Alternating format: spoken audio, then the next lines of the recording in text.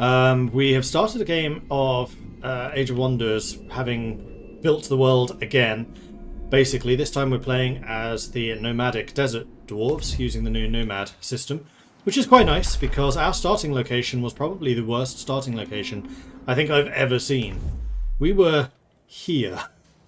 Like, this is all ashlands with lava surrounding us and basically just not possible to build farms.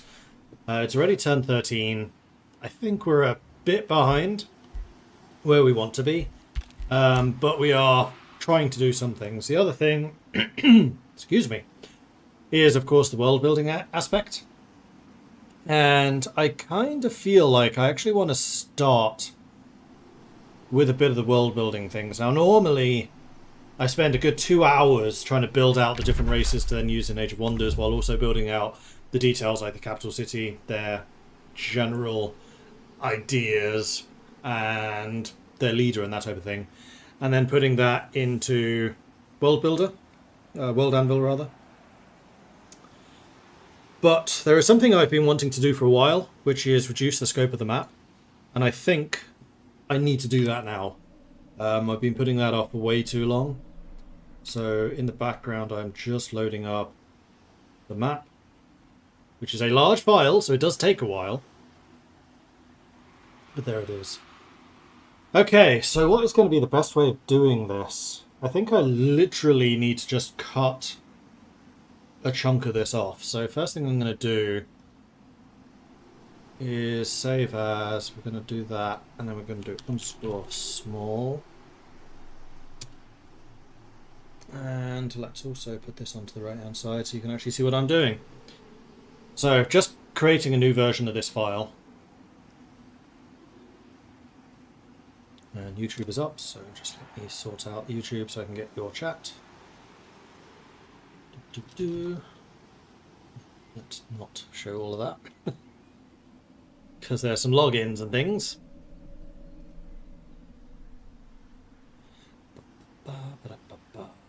Content. Live. Turn that on.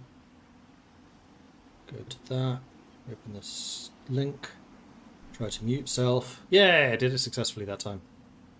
And pop out chat. There it is. Hello, Eric. Alright.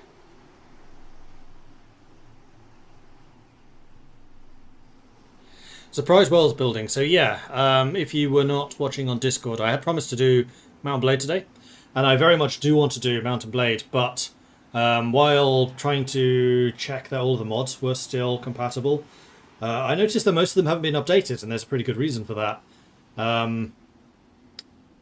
That version of Mountain Blade is a beta test. It is not the actual release, so we basically need to wait until the release actually happens, because I want to make sure I don't break that save game, because we're quite far in. That's the one where we've just declared independence, and I basically had to call a halt to proceedings because of my wrist. So this is good because it's giving my wrist a little bit of extra time to heal. I have carpal tunnel, for those of you who didn't know. It's gotten better very quickly, and actually the hand therapist that I was seeing was surprised at just how quickly it has been recovering. I think that a big part of that is because I started playing console games. I know, terrible. Or rather, playing PC games on my TV with a controller, because Steam allows you to do that. After playing Rogue Trader, particularly on the Steam Deck, I noticed the control system is actually quite good. And that apparently is really good, because the worst thing you can do is basically constantly putting pressure on your wrist, which, oh wait, that's how you hold a mouse. So using a controller is actually one of the best ways you can try to fix that. Also, I've got a whole bunch of extra ergonomic things at work. So I have a desk extension which extends out to my side so I can rest my arms on the desk itself. Because I don't think that my carpal tunnel is in my wrist. Because basically what it is there's a nerve that runs from the base of your skull along your arm, then through the wrist into these three fingers. These three. And that gets compressed somewhere. A nerve is basically, think of a hose pipe, and somewhere along that hose pipe you get a little kink, and the signals stop flowing quite so well. Usually that kink occurs here in the wrist, but I actually think it's like in my elbow here somewhere, because I usually get it quite badly if I'm like holding my phone, like checking my messages and things. And if I do that for an extended period, doom scrolling is the worst. Then yeah, it kicks off. So fun times. There's ergonomic mice which lets you hold the mouse at a more natural angle. Yeah, I've tried those. Maybe I should investigate them again. I've also tried the trackable mouse, and I think that's the worst thing ever invented. So I do not want to subject myself with that. Anyway, back to the world building. So I think what we are effectively going to do is cut off this southern continent. But I just don't want to deal with that right now. I am most interested in this northern section. So with that in mind, what's going to be the best way of doing this? Probably... what is going to be the best way of doing this? Because I might end up having to do this on a layer per layer basis, and there's a lot of layers here.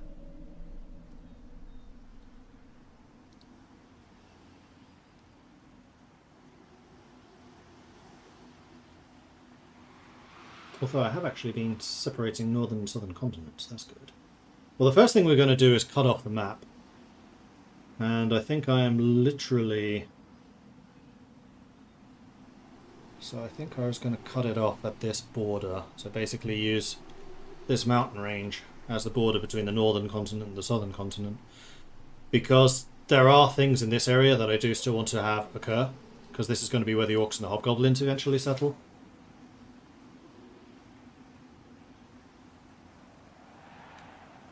So, yeah, I think it's basically going to be up to there. So we've got the very, very southern tip of the Castamin.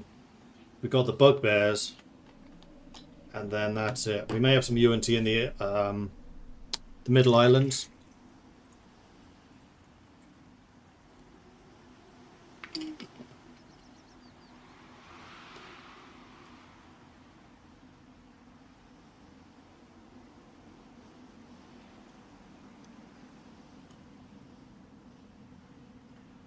Most people make the mistake of not supporting their arm and sitting at a computer. I've noticed that women are the biggest offender. I've never had any problems, knock on wood.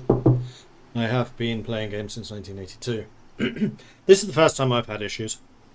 Like, I can sometimes feel when my arm gets tired. And then I would sometimes step away. But this is the first time where I actually started getting, like, tingling feeling in your fingers. So here's the thing that alerted to me. Is I started getting serious tingling in these three fingers and basically shooting sensation down the arm. That is the classic symptom of carpal tunnel. If you ever start getting that, don't ignore it. Go see a doctor. They'll give you advice on how to handle it. And basically, get yourself some better ergonomic stuff and just don't sit at the computer as much as you have been. Because what can happen is that damage can become permanent, and then you lose all sensation in these three fingers. So, yeah, it's better just to have the tingling for a little bit and then work on that. Alright, so I think I do this. What is the best way? Do I just get the eraser? No, I think what I want to do is lasso. And we're basically just going to cut straight through the center here.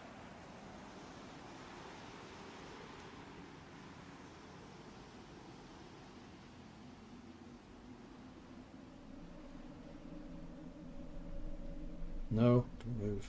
Shit. About that.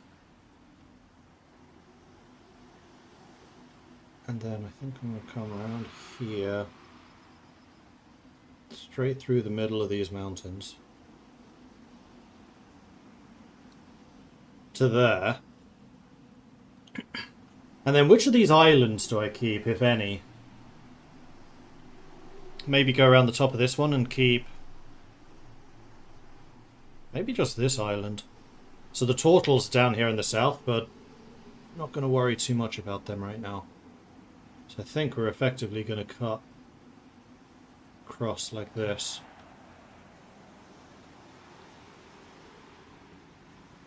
And then here, we can just go boop. Boop. Ah, can't go, there we go. To there. Up to there. So that's the selection that we've made. And I should, theoretically, be able to do that. And all of that disappears.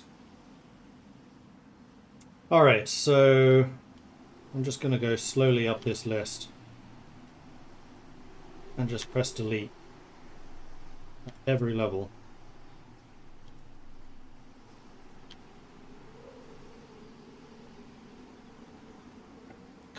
So I have to do each individual piece here. Okay. It's like, why aren't the turtles disappearing? They should be.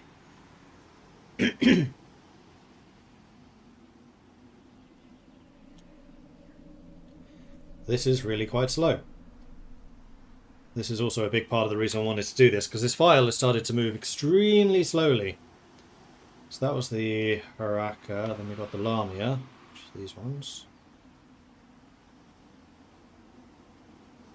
We got the Leonin, it's them. And the Northern Lizardmen. Which are the Yuan... No, it's that. The good Naga lizards, that's these ones.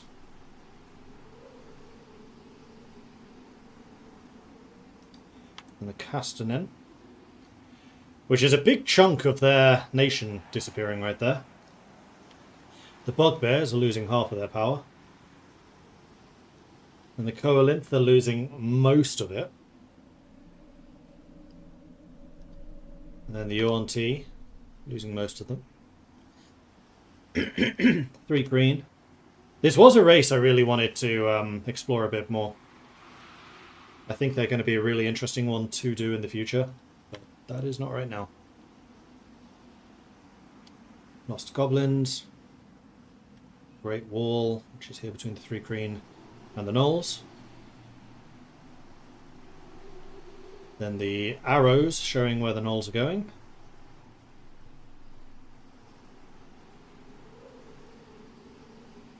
The Gnolls.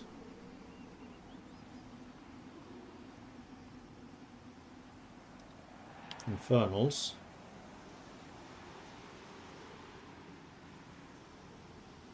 And that's everyone on the southern continent done. Now I'm wondering... So the Turtles are entirely gone. Salamanders are entirely gone. The Haraka are gone. The Lamia are gone. The Leonin are gone. North Lizardmen are gone. Good Lizardmen are gone. Castanen are not. Bugbears are not. Coalinth are not. Yuan-Ti are not. 3 green are gone. Lost Goblins are not. The Great Wall is gone. Firing Swarm is gone. Gnolls are gone.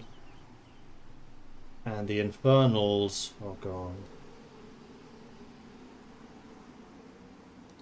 So that should save a lot of processing power there.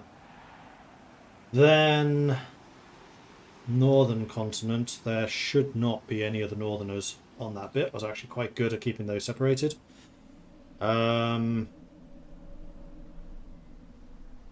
City labels. No. Dwarves, humans, drow, Coalinth. We do have some of the Coalinth labels gone. These ones I'm going to need to delete the numbers. 3, 10, 8. None of the gnomes. Island goblins, I think, are usually the northern ones. These are the lost goblins down here. Actually, are any of the lost goblins left? Yes, they're on the coast. So, Lost Goblin 2 remains. I think the other 2 are both gone. Yeah, they're there. And 1... Oh, 1's here. Why are they not visible?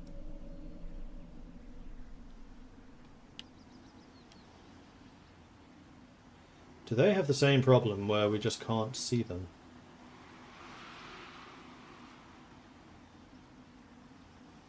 Yes. Has that lost me my selection? Has not. Good. The successors are all still around. Goliaths are there, Minotaurs are there, Ogres are all there. We can get rid of some of the names though. So Coalinth we do want to keep. And your name has also disappeared. However, we probably want to move it. Let's just put it there. 3 green. Gone. Minotaurs, Frost Giants, Fire Giants, Storm Giants. Northern Goblins, Island Goblins, Fire Giants, Centaurs, Ogres, Elves. Centaurs, Troll. Desert Dwarves, Plains Dwarves, Mountain Dwarves. Aboleth, Duragar. Fire Giant, Duragar, Trolls. Yuan-Ti. No, they're not gone. They've just moved to these islands.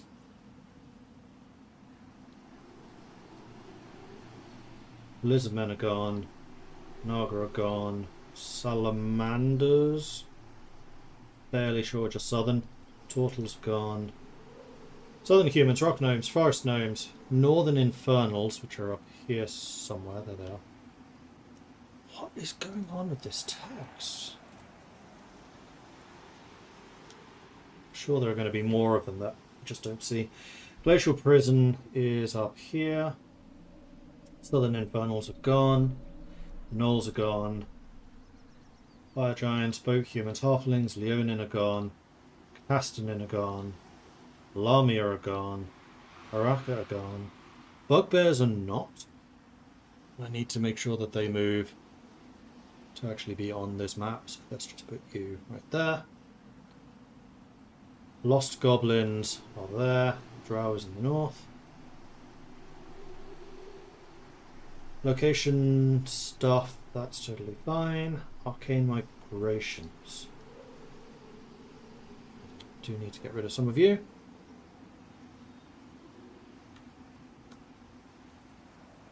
Alex invasion, shouldn't be anything in the north. Goblin split. Oh, that was just the successor outlines. Oops. Okay, resources. Can I move you as a whole? No. Wait, maybe I can.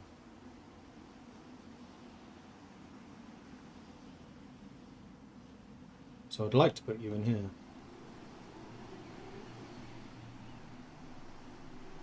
Yeah!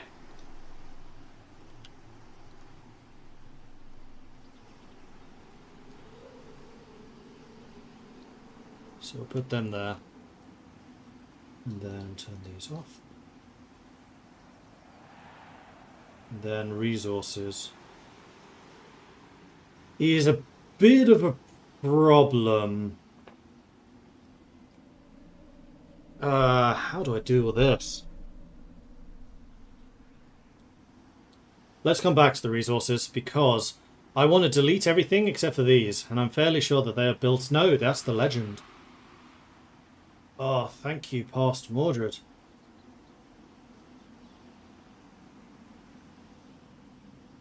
I thought.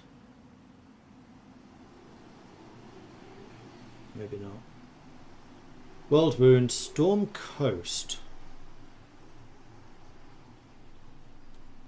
Ah, which is up there. Sound of Storms, that's this bit.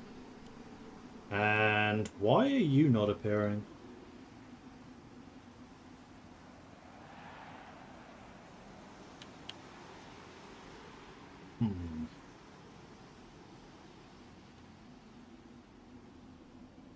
That's going to be a difficult one to deal with. Can I revert to text? Edit.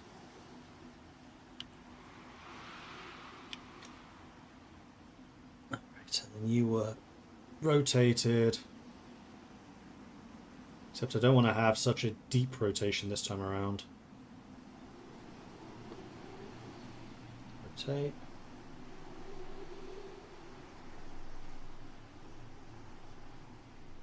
Okay. As long as you're there, we can deal with you after. It's fine. Now I have lost the selection. Shit. Come back. We're good.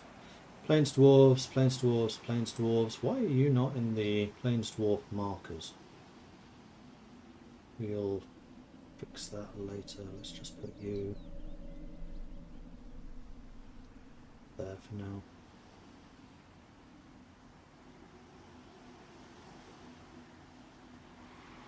Landmarks. Sebethes is this one.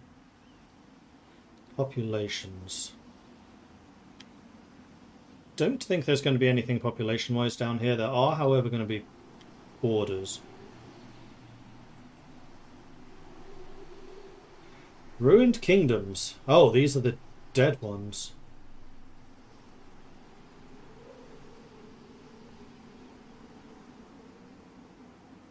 Maybe? I don't know what these are. Yeah, these are the dead kingdoms. Interesting. I forgot about those.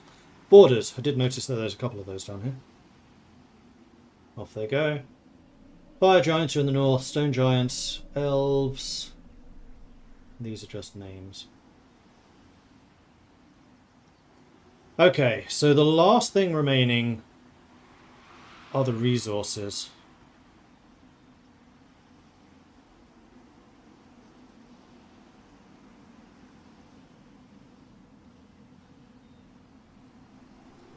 So here's what I'm going to do. I'm going to select you, which will lose my other selection, but that's fine, because I'm going to do Control C, Control Z, which gets me this back. I'm going to... Oh, wait, I did that wrong. I need to be on the resources layer.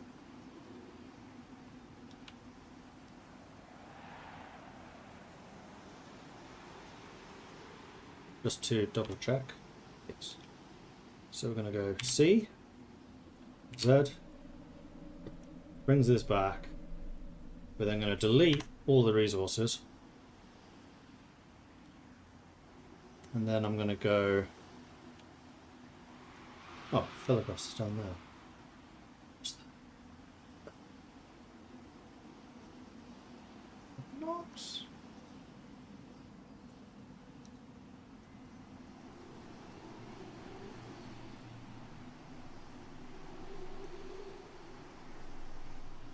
Philogos, there it is. Right, what was I doing? I was trying to...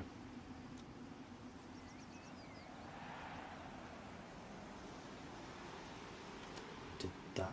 No, we're good. Get rid of the selection. I press Control V. There's the resources. Because I'm a genius! Come on.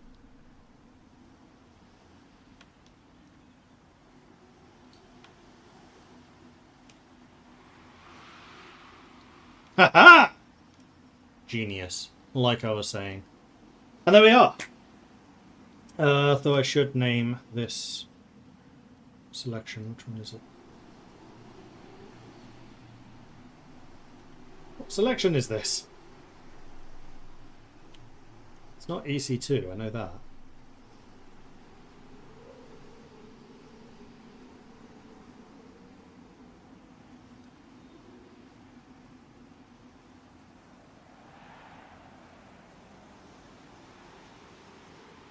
Oh, yes it is. Shit. Not quite so much of a genius. It's fine, we can fix this.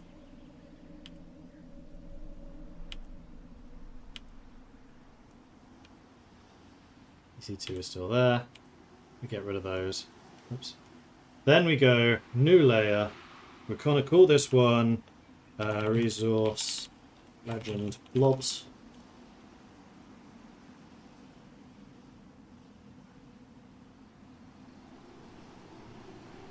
We're going to go Control V. There they are. Now they're their own layer. Much better.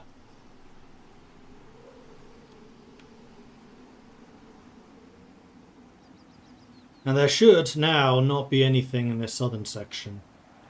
So what I'm hoping I can do is go to image, crop to content. Yes!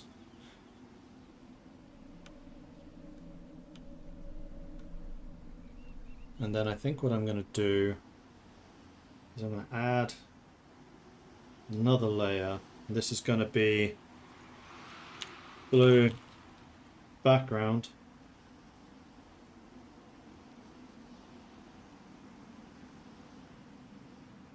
And with that, we are going to go with this. We're going to grab that blue. I'm going to go, let's press here. And I'm going to move this all the way to the bottom, so it sits under the map. So then it looks like it's a bit of a continuation. Although what we should do is mark out where the land here was.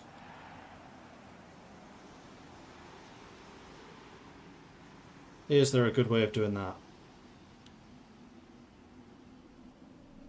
Maybe.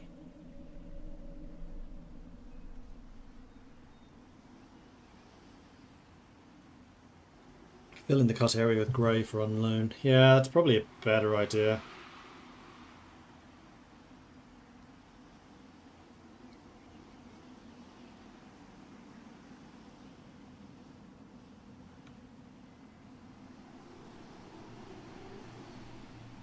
Yeah, I think that is better. Although one area that I do want to remove is this bit. I don't want this little bit of green here. This needs to be taken out from the map. And what colour is that? T.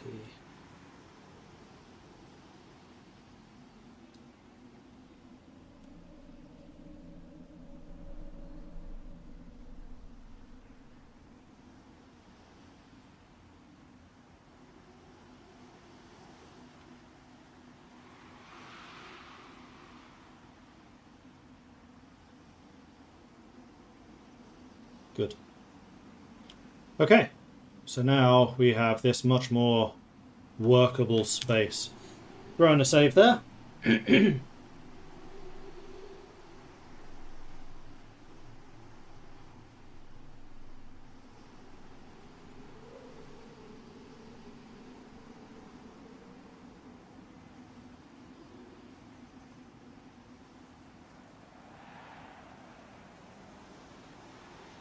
You can see how long this takes to save. Oh, you can't because it's currently behind me. There we go. The saving bar just disappeared. So now what we want to do is get rid of the resources. No, let's keep. And that gives us a better idea. I want to keep the fire giant things up because I want to actually add the fire giants at some point.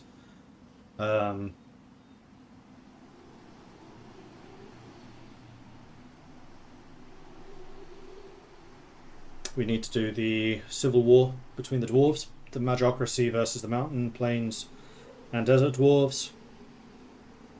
And then everything else, because did we just do the successors? Or were the successors here last time? That I don't remember. Let's see if I can find your containing...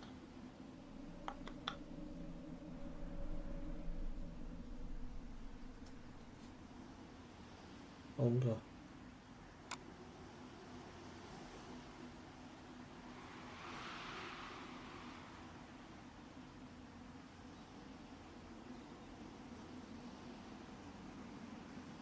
$321 was pre-invasion.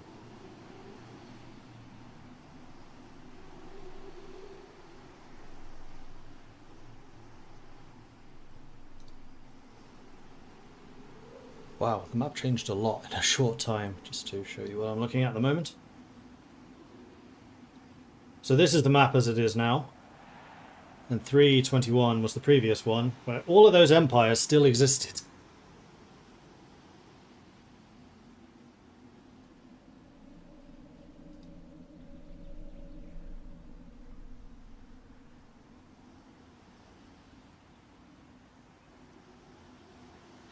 So to answer the question, yes, we have in fact done the goblin movements for this era.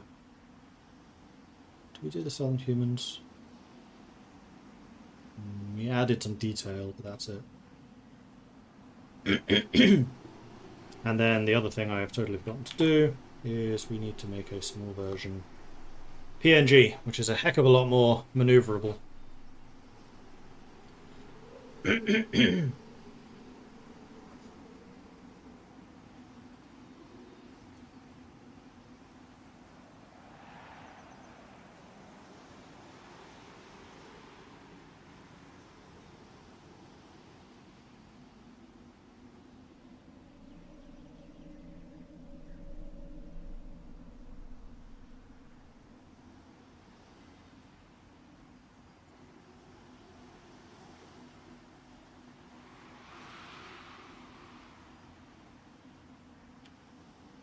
We just need to move the Sound of Storms to somewhere a bit better.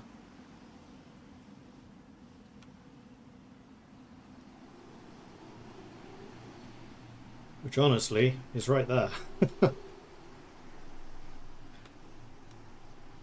Because the Sound of Storms basically stops north-south movement. You can still cross via these islands, but then you're into the UNT territory, which is basically kill on sight, everything dies. Or you cross here, and then you're in the Null territory, kill on sight, everything dies. The only place where the two continents would actually be able to cross would be the Sound of Storms between the Plains Dwarves and the Three Kreen.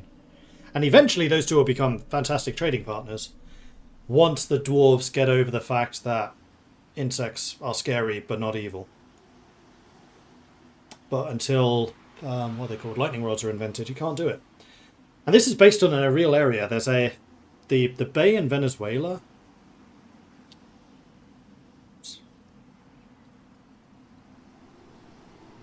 Just tabbing over while I'm opening maps because I want to accidentally show up where I live.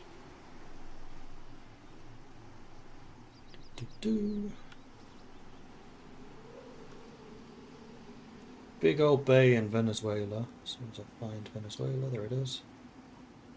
This thing. There's something like 10,000 lightning strikes in there a year. And this is actually a natural phenomenon. So basically our Sound of Storms is like this area, where there's just continual lightning strikes, meaning that regular passage with ships, with tall masts, basically impossible. Until they invent lightning rods, in which case they are then able to basically vent the extra lightning away. What's that called? Lake Maracaibo.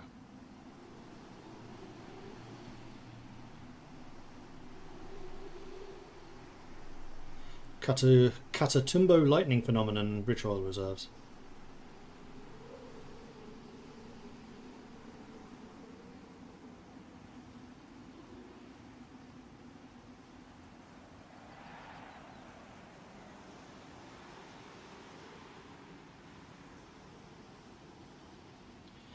I want to hear about the lightning. That looks like it would have led to a different article. There it is. Atmospheric phenomenon that occurs over and around Lake Maracaibo in Venezuela, typically over a bog area formed where the Catatumbo River flows into the lake. Catatumbo means the House of Thunder in the language of the Bari people. That's kind of cool. Originates from a mass storm cloud at an altitude of more than 1 kilometers and occurs 140 to 160 nights a year. 9 hours a day with lightning flashes 16 to 40 times per minute. Phenomenon sees the highest density of lightning in the world at 250 per kilometer squared. In the summer, the phenomenon may even occur as dry lightning without rainfall.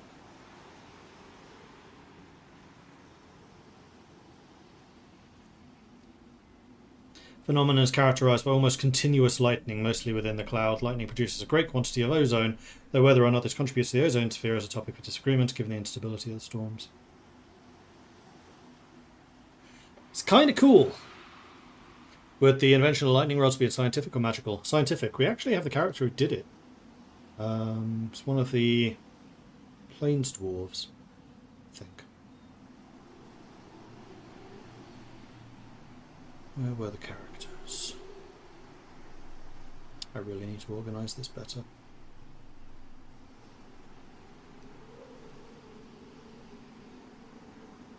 Here, William Thunder and Lightning Harris. The dwarven inventor who invented the tall ship lightning rod, making the Cape of God's Wrath, as we initially called it, or the Sound of Storms, safely navigable for the first time, which then allowed the... It was the Desert Dwarves who did it. Allows the Dwarves and the Three Kreen to interact. Science, bitch! We're learning stuff here. Exactly. And enough science, let's play some games. And then we'll go back to doing some more of that world building. What do I want to do today? Do we want to plot out where the magocracy happens? I think so. I think we already decided where. It was PD22. Because there's actually a big old source of Primessence in these mountains, which they were able to tap. So the first magic university is in that city. So the mage lords would be predominantly in this area. So actually a big flashpoint would be between MD22 and MD11, 11 being the capital. And this would be like the American Civil War, with the two capitals basically staring at each other.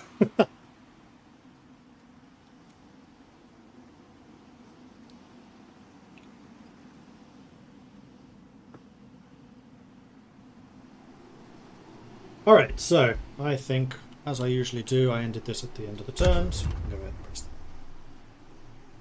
Because I like letting the computer have a go so I can see what they're doing and remind myself what I'm doing.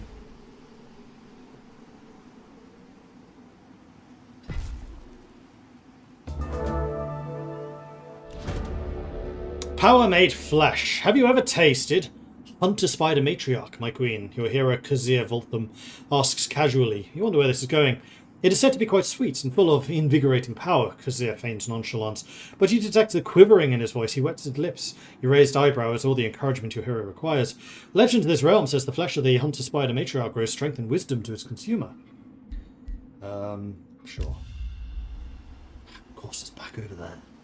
I just left that area! How many turns? 25. We've got plenty of time. So, boss lady. We have you who are still explorifying, so let's move up here. Marklim's over there, so that's Bad Butcher and co.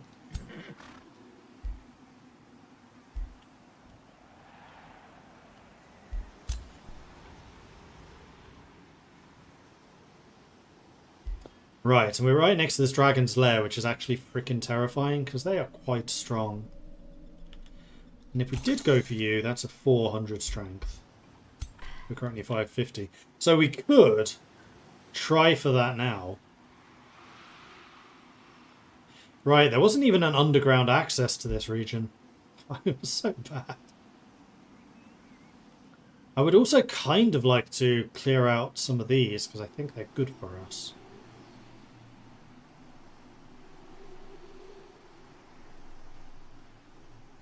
Restore action, which turns this ancient wonder into a living wellspring. Yeah, they are good for us. Mausoleum of Mages, but I suspect that's going to be too powerful. We're getting another Wind Warrior in 2 turns. We do have a Lost Soul there. Let's see what the Lost Soul was. From the corner of your eye, you sense it, limping and badly wounded. A figure approaches, gesturing for help. Please, we can't take it anymore. Something terrible is stalking our village. Taking our people. I managed to get here to ask for help, but my children, my family, they're still there. His eyes suddenly fix on his own lethal wounds. With a look of terror, he says, But be careful. It seems I did not make it out alive. The figure turns to dust before your eyes, leaving you with a request to save the blighted village. What will you do? We are generally good guys. So we're going to try and search for survivors.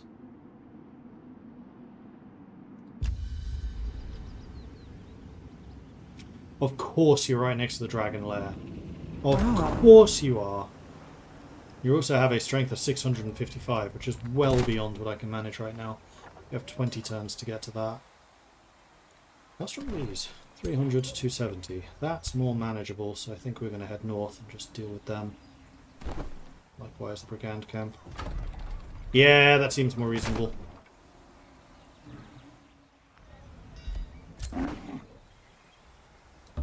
We're going to go around Marklim.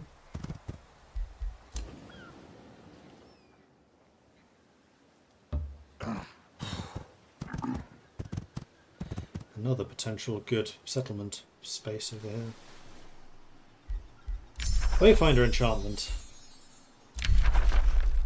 So we can get Blizzard. We can get the White Witch. We can get Scavenger's Bags. This allows all of my non-culture units to also be Scavengers, which I think is probably a good idea. So let's get that. hero leveled up. This is Kazir Voltham, who is our lightning mage.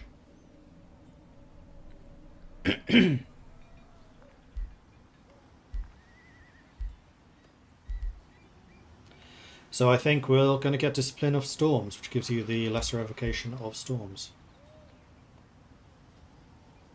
which is a single target blast. Okay.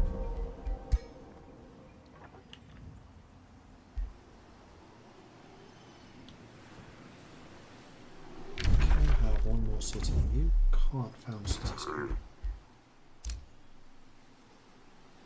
Must be done by a hero. I mean, actually, here's an interesting thought. We could establish a city literally next door to us and then just move it. That's going to make establishing cities so much easier. Interesting. I'm going to take a nap, but leave your stream on. No worries, Joachim. Have a good nap. We all need them from time to time.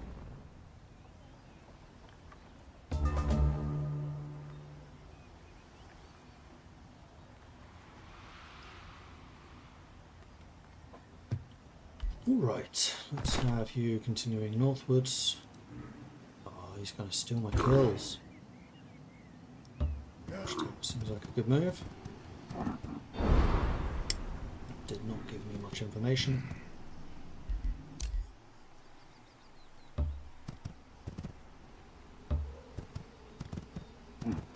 Ah, yeah, we researched Wayfinder enchantment, which we want to get.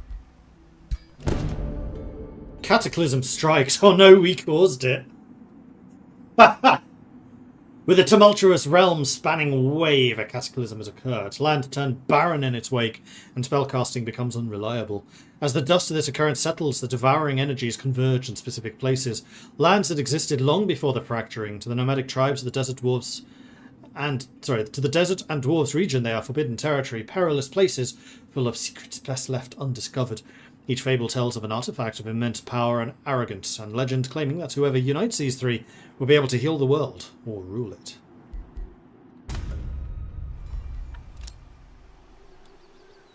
Let's continue on through here.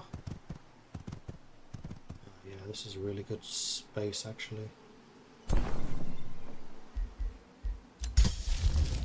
Frostblades. This gives us frost damage, so I want that too. Let's start that researching. Cataclysm has struck. Now, I don't think that's caused me any problems. However, there is a cataclysm going to spawn there. No, cataclysms actually have a border. We're still not seeing any cataclysms in our area.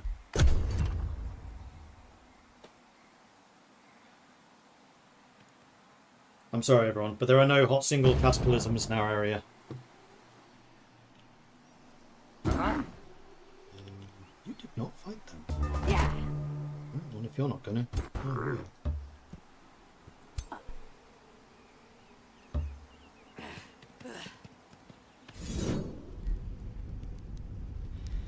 so who's scary here? Anyone? Not really. Tyrant Guard and the Death Guard. Hold on. Ah, and I do have the Dire Penguin. Penguin back in our nation. Good to know.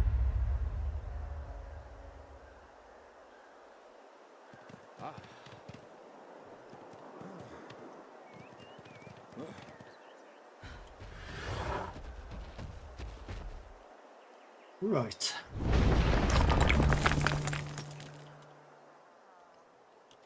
So they have the one archer unit and one charge unit, and then two spear units, which will need to be... Oh no, the only cavalry I have is my scouts, so I don't need to be that careful. What are you again? You are a ritualist? Yes. And you're an elementalist. Right, I have no frontline troops except for you. And technically you. But that does mean that I have nobody that can absorb their arrows. They're on mammoths. Okay, that's kind of cool. Right, well, in that case, what I'm thinking is... put you here. You behind, you behind. You here with you behind.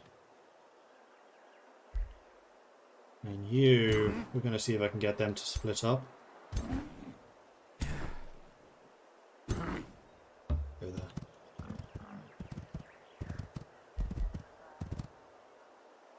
Alright, see what they got.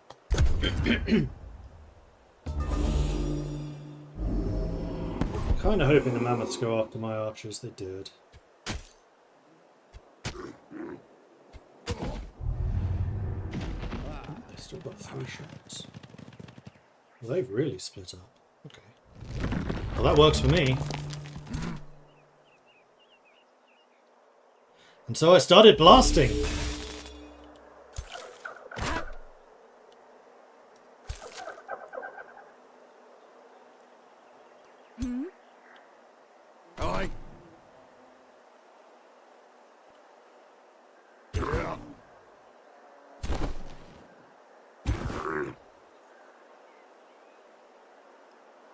Fortunately, no matter where I go up there, these guys are out of range.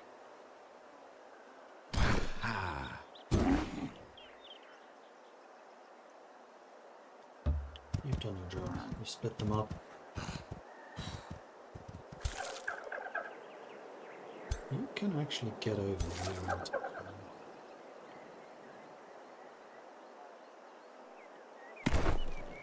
Their retaliation's kinda scary, though. And you're on cooldown now, right? Yes. Yeah.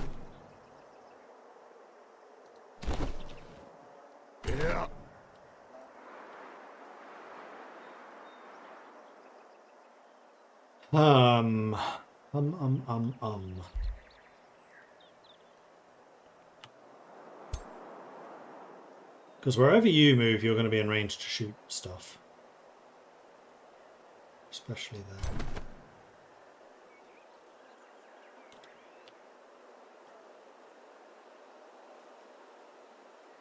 However, if you move up, then they'll be able to shoot you 3 times.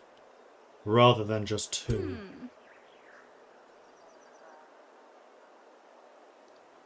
So how about I move you back a bit?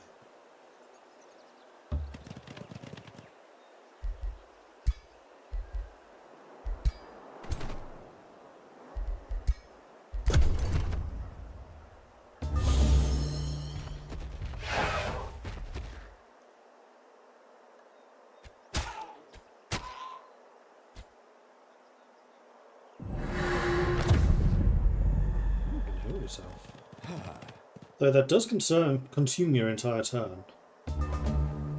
Okay, so you can now get the charge on them, and you can actually lock both of those down. I kind of like that. And these spearmen are going after you.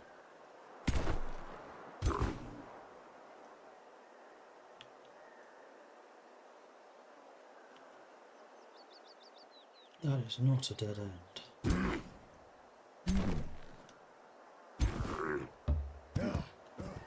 So let's keep them busy. I'm perfectly happy to use him basically as a decoy. I think I'm going to need to go up and attack you. Wow, their retaliation hits hard.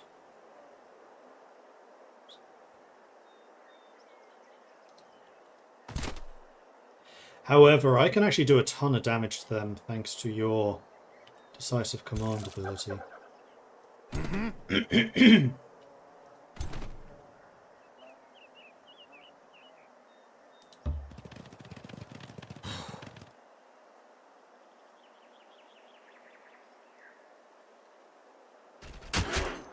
So I could get a shot off against you. Move you down here. I think I'm just going to keep on blasting this unit. Ooh, blinded. Nice. I forgot I could do that. You're also in range from up here. No. Need you to attack here, standing here, so you're blocking these two. Although, they're not going to attack of opportunity. And you are going to give them another turn. which you are then going to use to attack them 3 times. Which heals you up quite nicely. How much armor do you? 5. Yeah, immortal. It's in the name.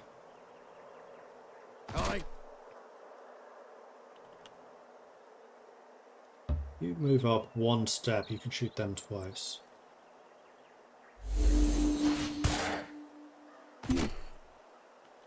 And by twice, I really just meant once. And you might as well just get up behind him so that you're in a position to heal. You just shoot them.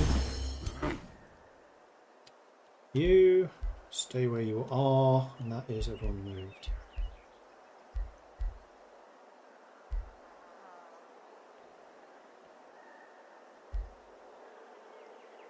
Now we can start taking some damage.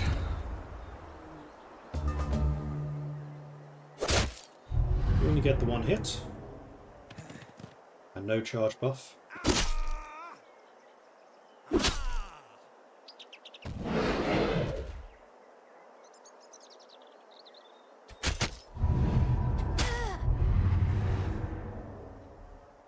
So my general is potentially in a bit of trouble there. Just gonna lead you round and round. Right.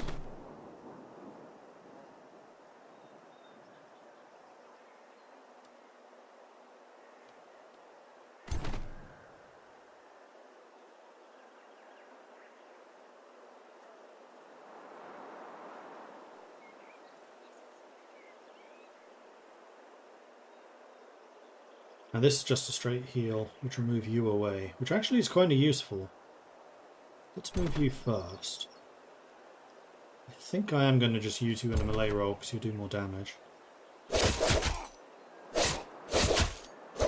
Nice. Ooh, 30 this time. They have no debuffs. I'm not going to complain, just go ahead and do 30 damage. Very nice, very nice. And then you are going to do the recovering wind pull on him to pull him away and heal him.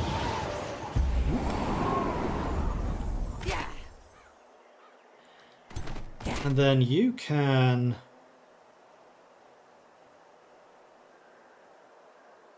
They're honestly the least scary unit here.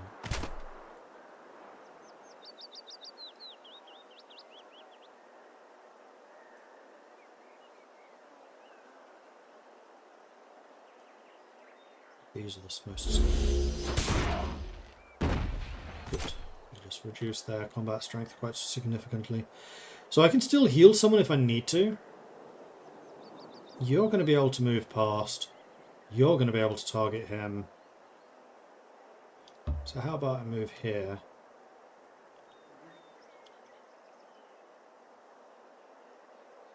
And keep shooting you. Blinded you. Nice. And what about if I move here? Yeah.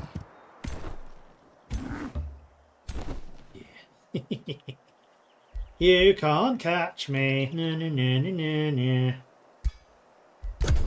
Do.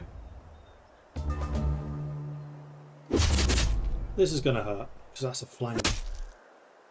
Trip attack, I think.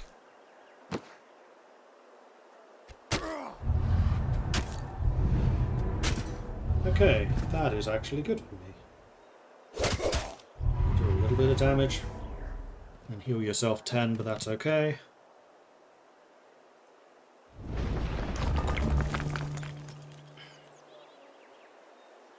Now you have your lightning bolt back again,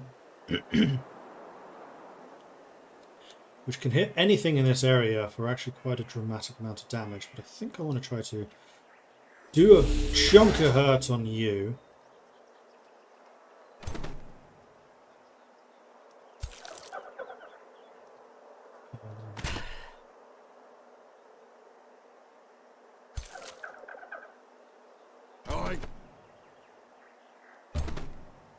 Fight them.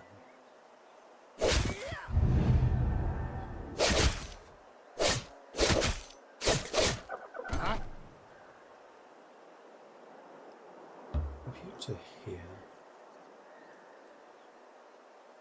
Zap them.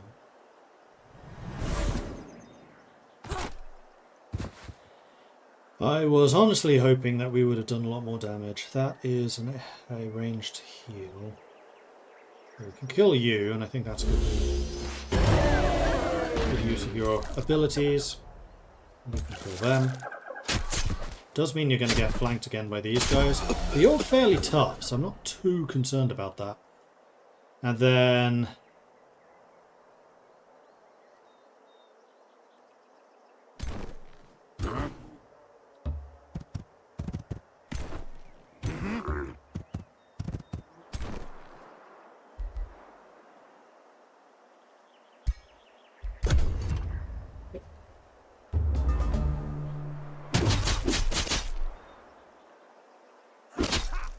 Richard.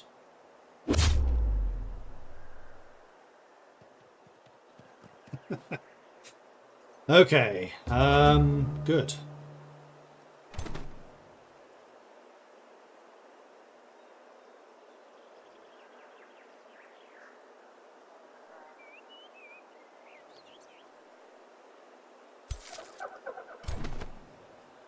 So I think what I'm going to do... Oh, not a scavenger. Yeah. Grab the looted power, which also heals you. And you can use some of that healed resistance to hit them.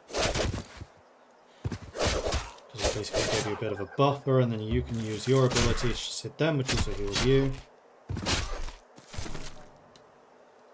You can zap them in the back for 18 nice damage.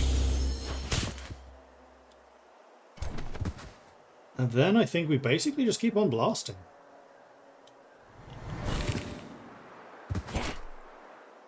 You can go again. Why not?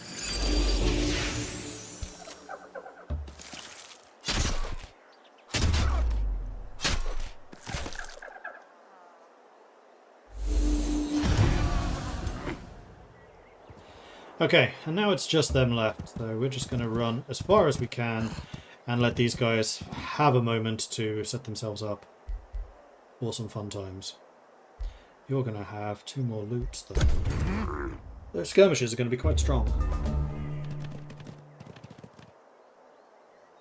You're still going up.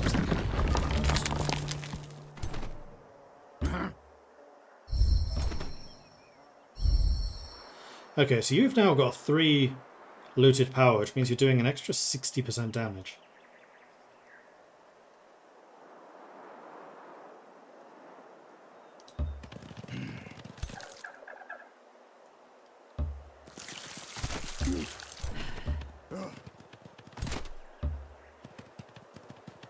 Let's just get ready to flank around here. Almost let them catch me. Almost.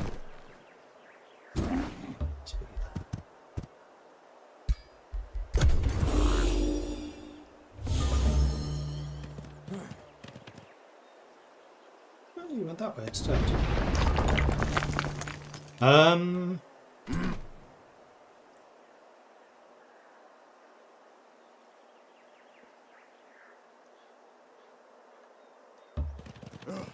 Right, because these are looters, they can actually throw their looted power to somebody else.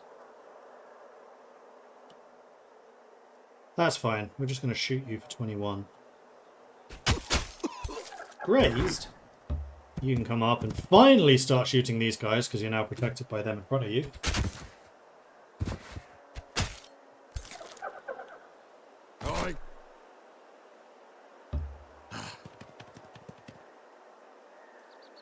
So we started blasting. Hopefully one of us blinds him so he doesn't get his retaliation. There we go, that'll do.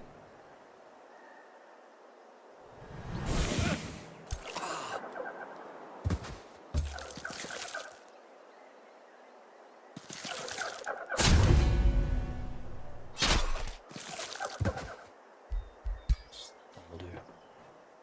Victory! We did take a fair bit of damage there. The Frost Great Axe. We have no close combat characters yet.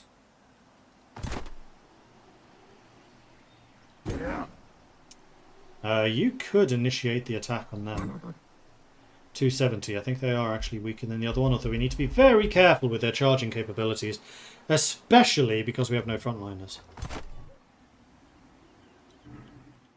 Except for the now weakened skirmisher.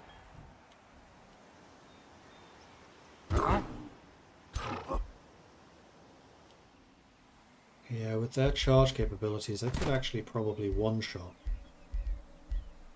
my close combat guys. Right, we have the penguin, who's also close combat. How far are you? Not too far.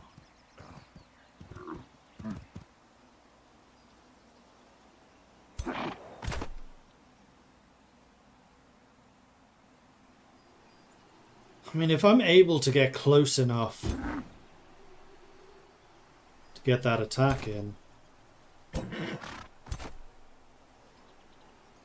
you're unlikely to attack them, you're too weak.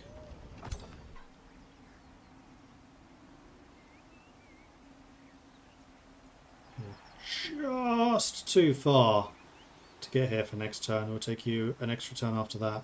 Although you would be able to.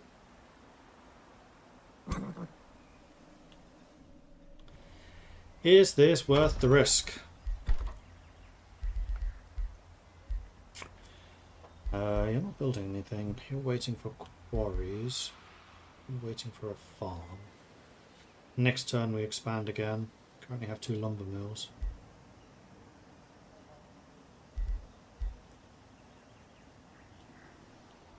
I'm not sure we'll be getting any quarries in this area.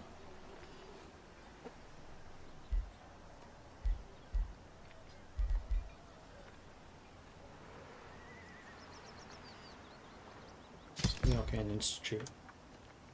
Do some more research. Yeah, I really like this area. We need to build a city over there. Speaking of which.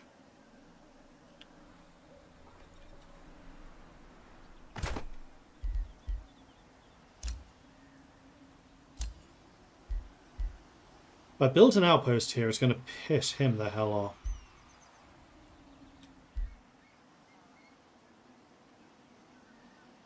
Yeah, he has a distant claim on it.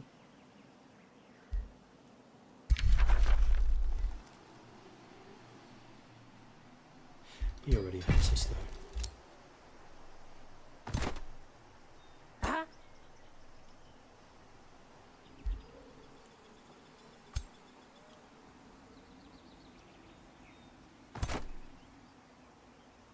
Yeah, marginal bit of healing.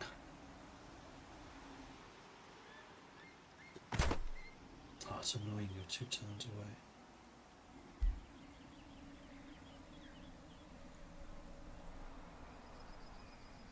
Well, you would need to get to here.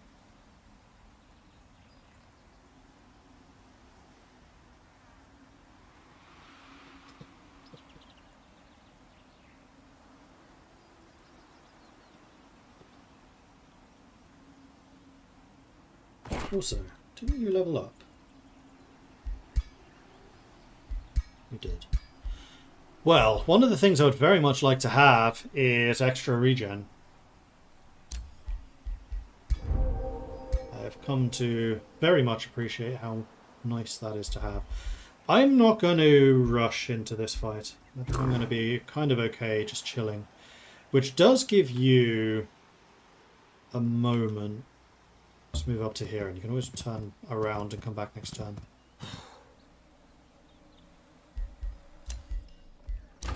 Ah, you were building a building. Good. You got the granary. Development skill. Defeating an infestation grants you a unit from the infestation. Outposts cost less gold. They also take less time. I don't think that's so much of a problem for us, though.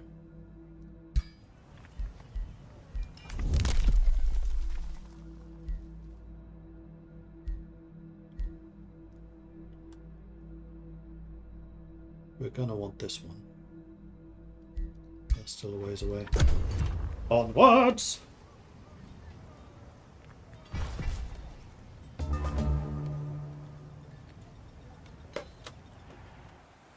Where did Brutalos go? It's just over there. Well, you can definitely come in closer. As can you.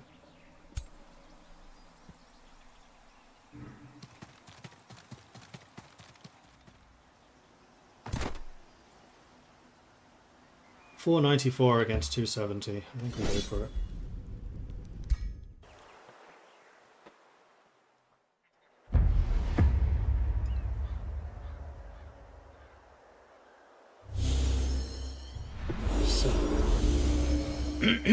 Ooh, strengthened and regenerating. That's gonna be scary.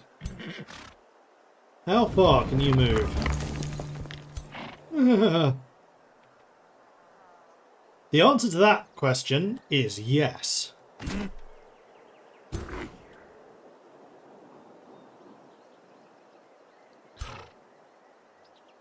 Move exactly the same as the camels. Well, I still think I'm going to move a camel over here.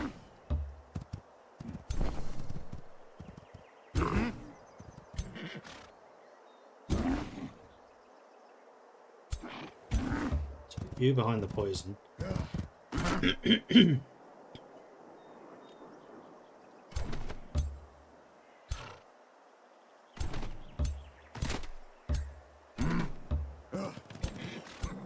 So we're right on the very edge of where they can move to.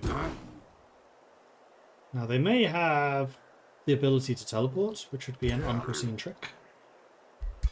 It would be annoyingly sneaky.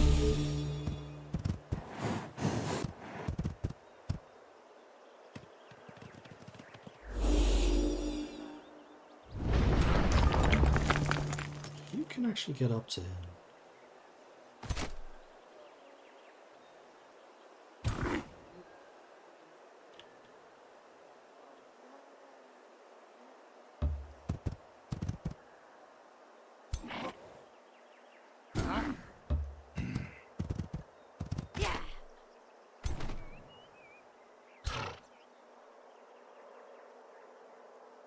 Problem is, we would still face a charge from you.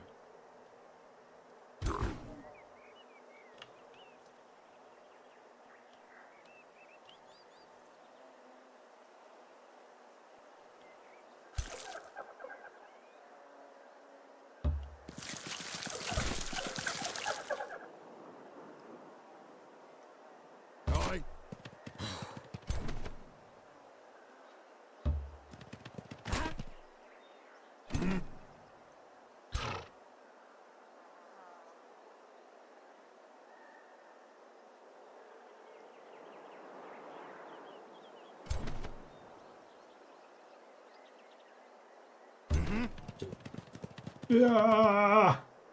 Boop. Ow! Okay, they hit way harder than I kind of expected.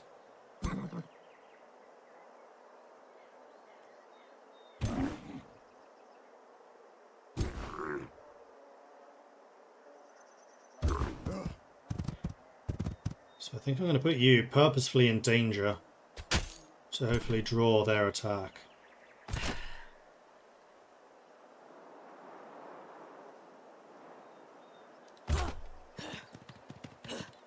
So you're going to give him another go,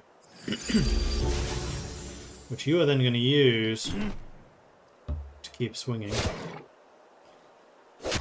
Take damage every attack. Oh, this is terrible. And drop a big old heal on them.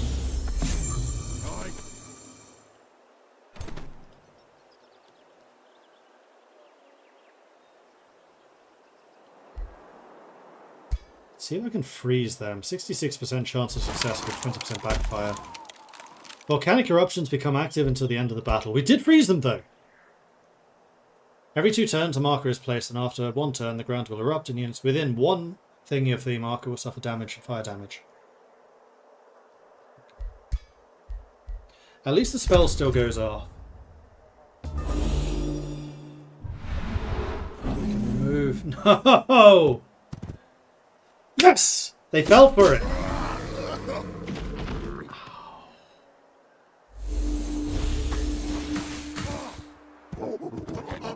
That's cheating! Well,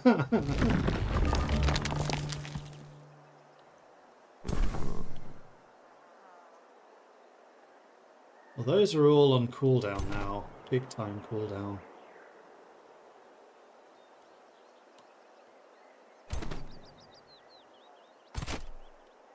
You can lightning bolt them, but you're going to have to.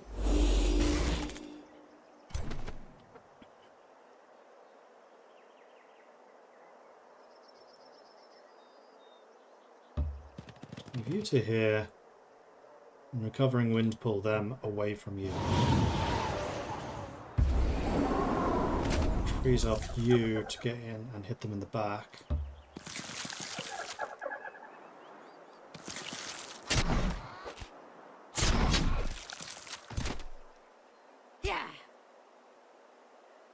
Blind? Yeah.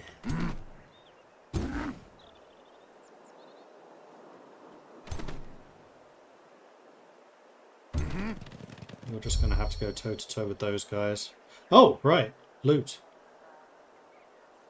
My own units drop loot too. Retaliation's going to do 21 damage though. Is that even worth doing? Yeah, because I'm doing 21 too. We may well lose the skirmishes here.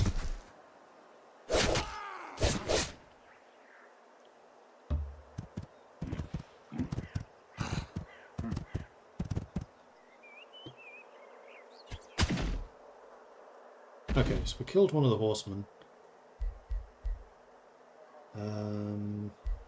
Thinking...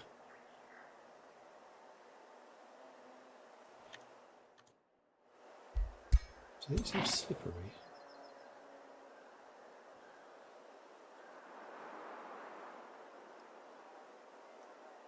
No.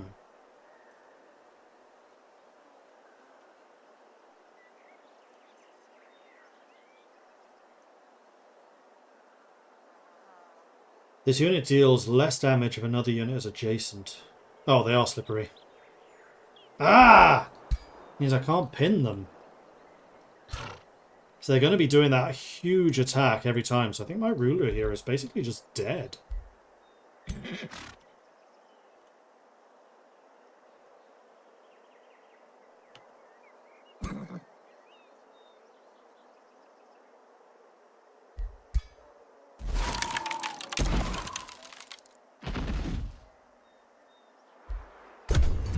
Alright, see what happens.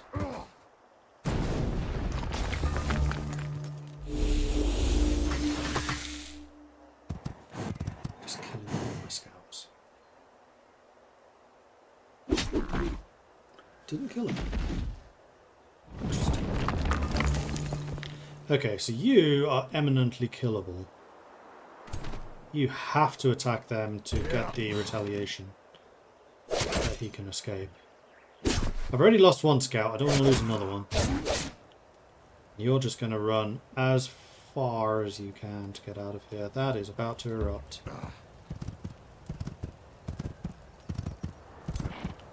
Still reach them. Alright, so then we started blasting.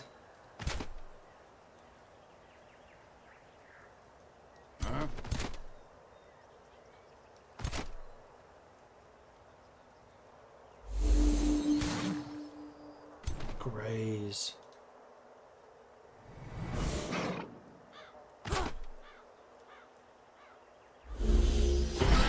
Alright, he's dead. You can come up here. Fortunately, there's not much I can do about the skirmishers here. Because they can still hit you in the back.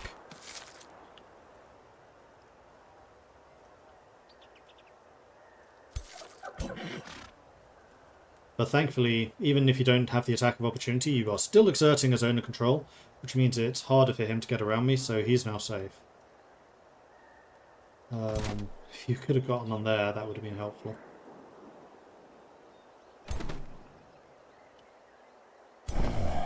Unfortunately, you're about to get a big flank into his back.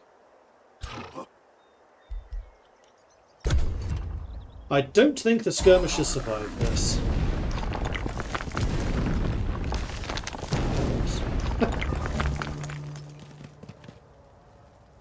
species.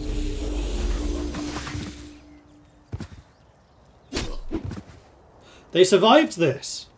Okay. This is good. Because you actually just straight up killed them. This is a flank attack now. Okay. You run. Could actually run there. Well, no, better is to go here. This blocks them from chasing me.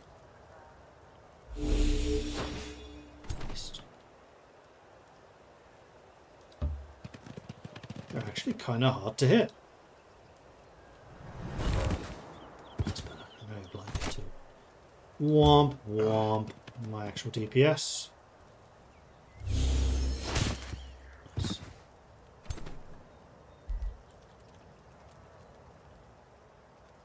Oh, he died anyway because the fucking poison.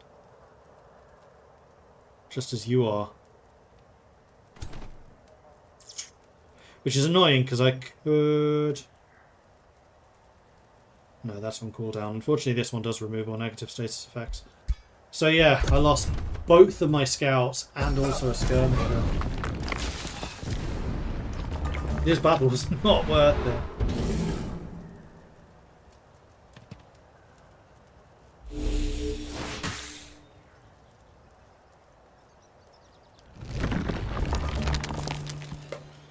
But we knew it was going to be a hard one.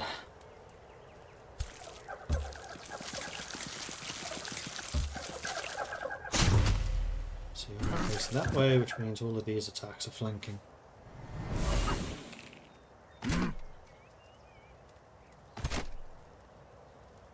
This one would have removed status effects. Although I have a feeling it was still on cooldown, so it may not have helped me regardless.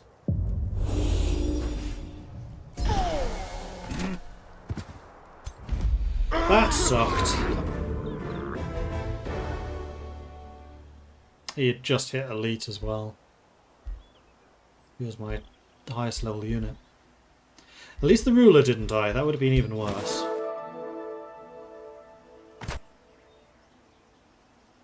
Ah, that's a setback in terms of scouting though.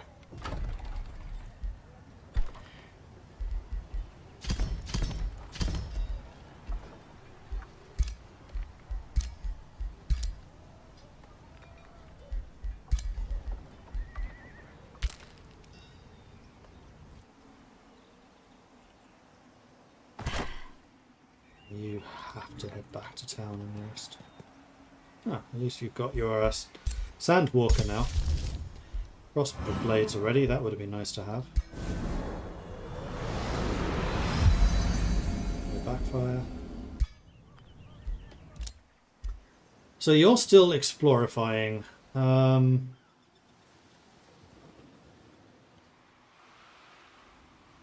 Is that the edge of the map already? No, it can't be. Because this is the edge of the map.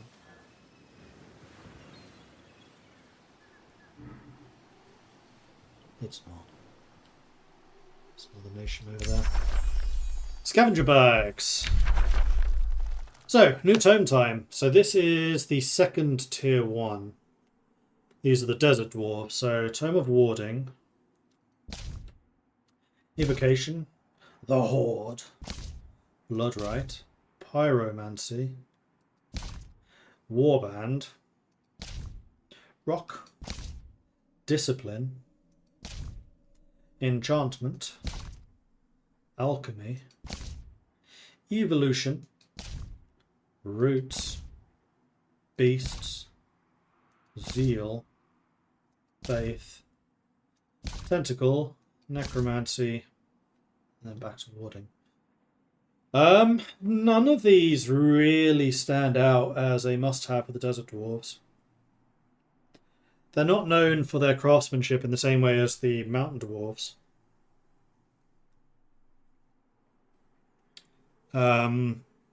Fertility would be nice, but fertility is a tier 2, not a tier 1. They're not particularly adept mages. They were not the home of the arcane. In fact, they are the dwarves most removed from all of that. So I don't think any of the main magic boosts are the right way.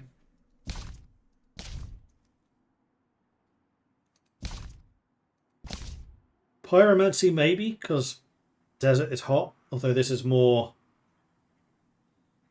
fire than heat. Warband? Warband maybe?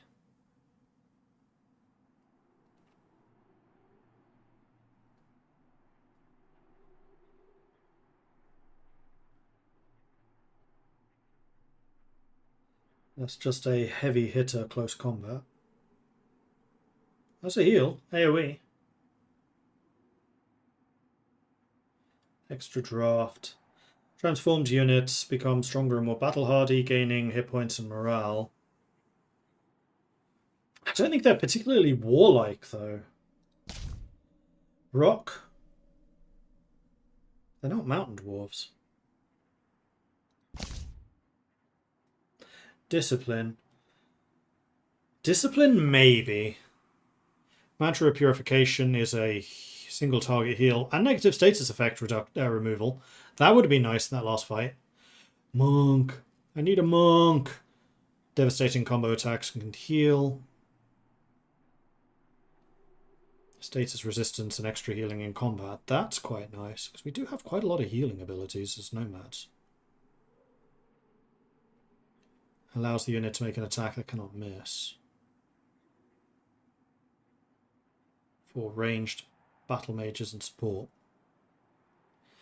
Empowered strikes. Melee attacks do extra damage. Third attack in the turn has a 60% chance of inflicting stunned. Enchantment doesn't apply to units without repeating base attacks. So good for fighters, which monks are. Good for shield units, which we have. Good for skirmishers. Bad for chargers, but I don't think we have any chargers. So Tome of Discipline, I would say, is probably one of the options. Where's my Twitch stuff? It's on the other screen. Because we need to make a poll.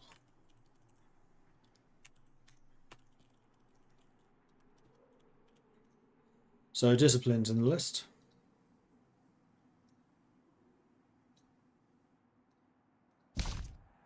Enchantment, as I said, they're not really known for their crafting in the same way as the others. So I'm not hugely in favour of this one. Alchemy.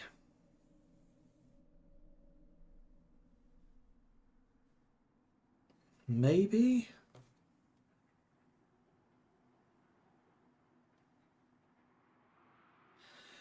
Afflicting Miasma. Units passing through ending their turn on the hex will be inflicted with weakened. Units on their hex have afflicted.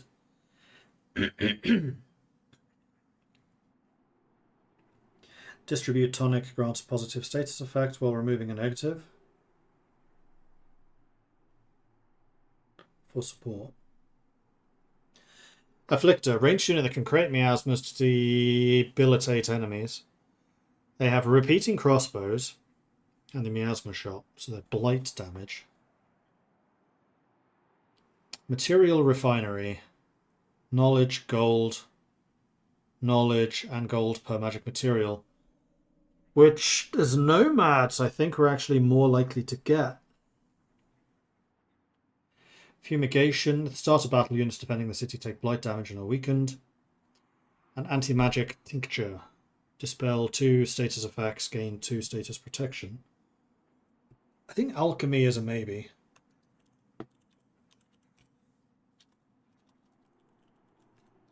It'd be nice if I could spell it right.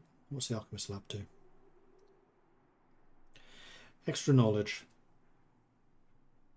Okay, it's not horrible. Evolution. No. Roots.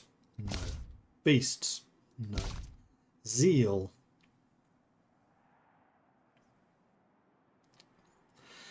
Our leader does do spirit damage at the moment. Zealots into the target hex. As Zealot's a reckless fighter that has advantages against condemned. Can you spread condemned? Yeah, 60% chance of condemning.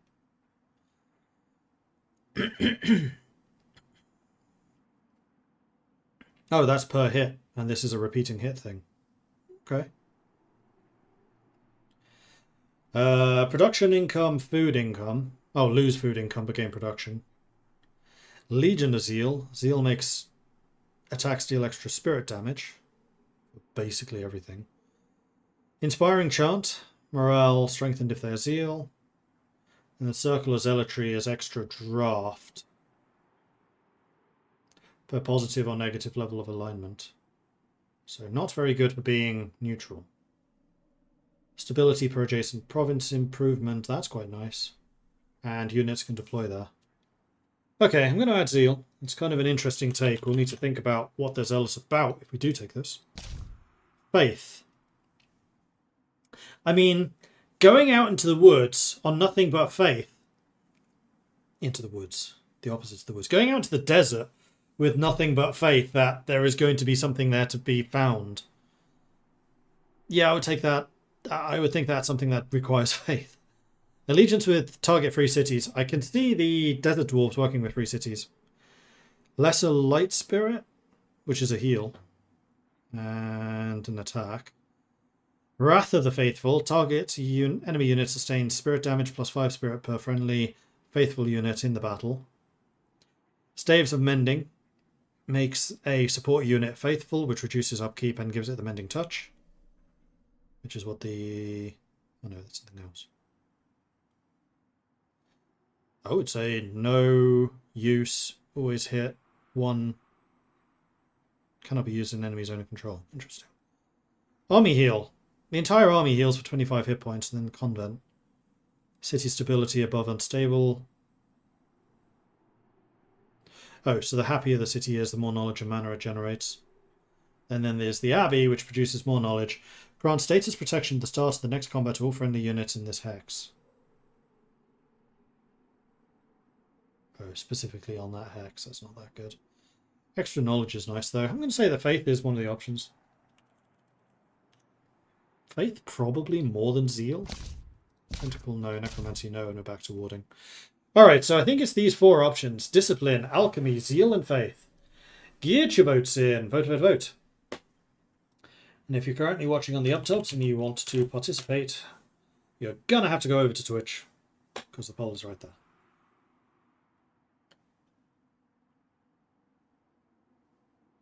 And Liana, 71, thank you very much for the follow. Welcome to the channel.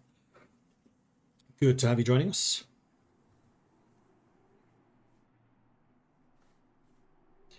Get your votes in. Vote, vote, vote. Vote, vote, vote.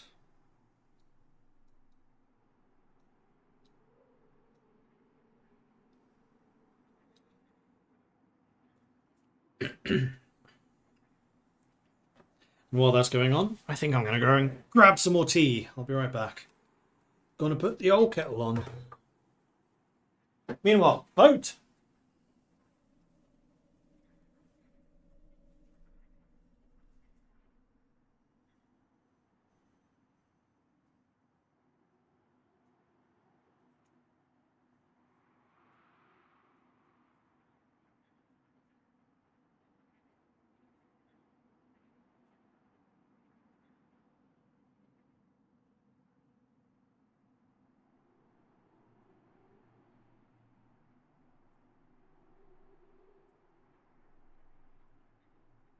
Would help if I brought my mug.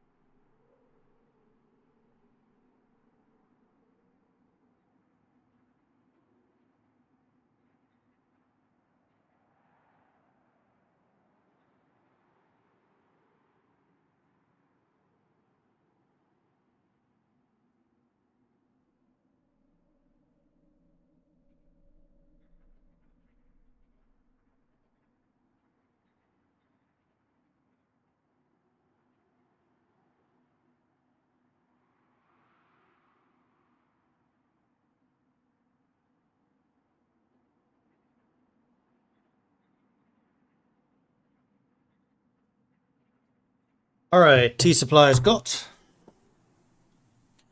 And the votes are in. We have it on faith. Ended up being quite a close one. So discipline actually got the least number of votes. Interesting. Then alchemy in third place with 13%, zeal with 38%, and then ultimately faith with precisely half of the votes. Alright, faith it is.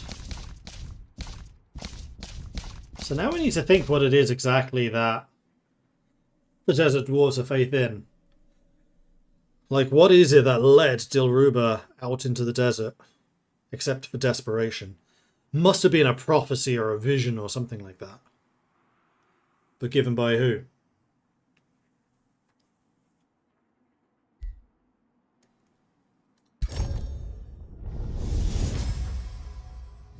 When faith fuels the embers of one's spirit, it is like a soothing balm upon soul and sinew. It binds wounds, it strengthens limbs, it spreads like the light of a blazing sun from one deserving body to the next. Keep the faith, stoke it, and it shall bolster your believers for all time. Spreads like the light of a blazing sun. I mean, that's very deserty. Sun worshippers? I don't know that. Would a desert folk really worship the sun? Because it's kind of the thing that's causing many of the problems. But deserts do also have an interesting relationship with hot and cold. Hot during the day, ice cold at night. And then visions of ice. Yeah, I was thinking maybe visions of ice, but I don't really... So the dragon that's under the glacier is an ice dragon, obviously. Unfortunately in D&D, ice dragons tend to be the most primal. They are renowned as like the best hunters. And I kind of like the idea that this thing's just asleep. The desert dwarves have no idea that there is a dragon under that glacier.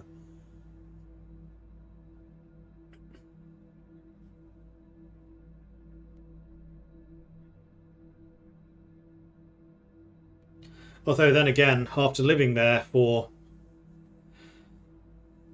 close to 2 millennia, maybe they would have noticed by then. But at this point, I don't think they would.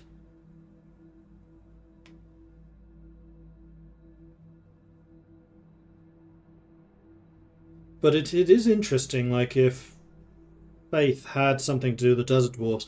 It might be why the desert dwarves are generally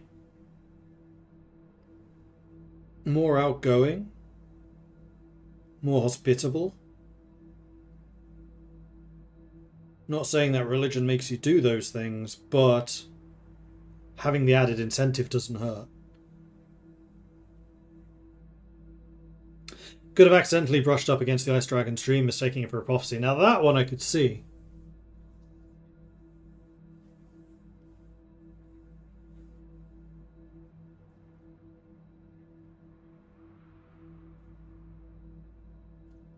Something to discuss on Discord, I suspect. I'd be interested to hear more opinions on what exactly it is the Desert Dwarves believe in. Meanwhile, we need to pick what they're going to research. So Army Heal heals the entire army. That is nice, but it's kind of expensive. 80 mana. So we could do that every 8 turns, basically.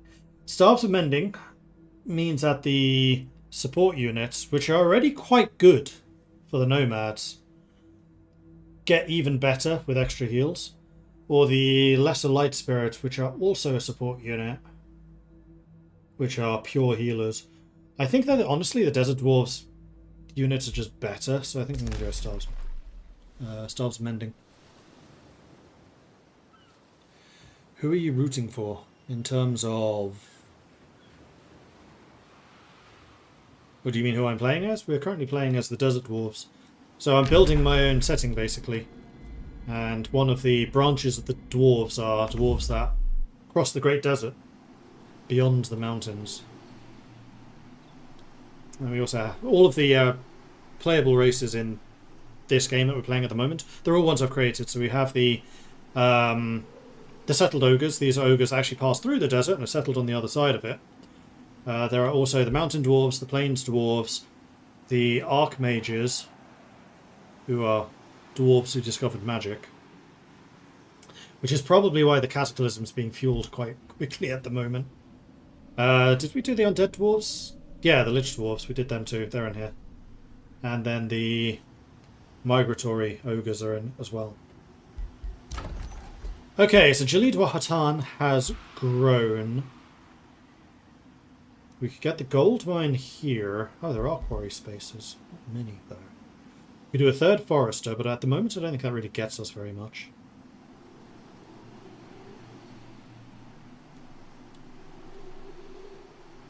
Ah, you need to explore the Skyglass Vault in order to take it.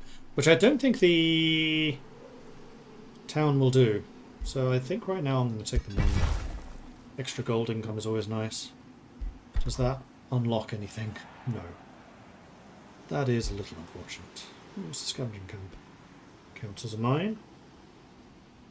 Gold for this and every adjacent province containing a resource node. Which would be... if I put it there, then it would be adjacent. No, that's a ruined pasture. I should probably have taken this and repaired the pasture. This city really needs growth more than anything. How big are you? You're 13 already. We're a 4. Okay. Yeah, I may have made a mistake there. But anyway, Kazir Voltham is now level 4. So we can take Cloudburst Evocation, which is a AoE lightning that inflicts wet. I think that's stuff that is wet. Takes extra lightning damage, it does. We have Chaining Evocation, which is the one that spreads out and inflicts Electrified. Which means it takes extra damage every turn.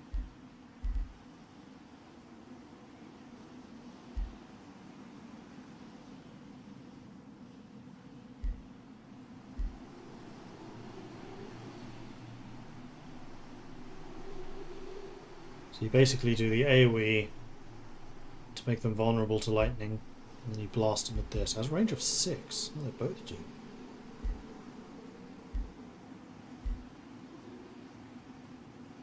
You also have a range of 6. Interesting.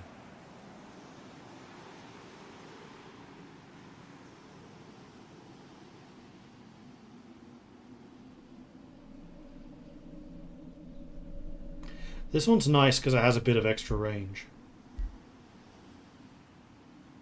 This one theoretically can hit more if they're clumped together.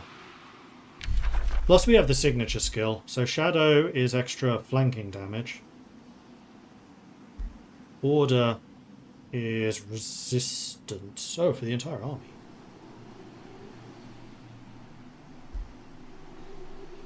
You also become zealous. Shield of Faith means faithful. Nature gives you the hit points. Materium gives you the defense. Still a stone is nice. You're a mage. I think I'm going to take Materium. Because the thing that's nice with Still a Stone is as long as you don't move, which if you're casting 3 pip spells, you're not. You get the extra defenses. This technically has a range of 6, 9, 12.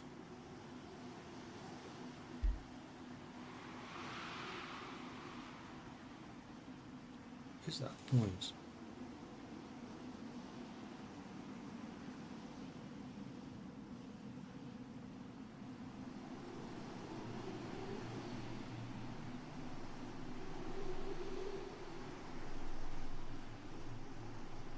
Okay, I think someone's drilling.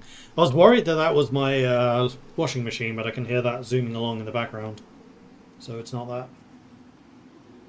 Like it got stuck or something. Can never resist the economy buffs from Mortal Champion. Economy? Oh, logistics training. I mean, these ones are really nice.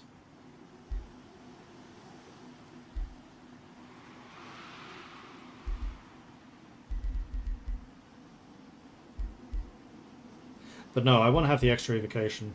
Your thing is magic.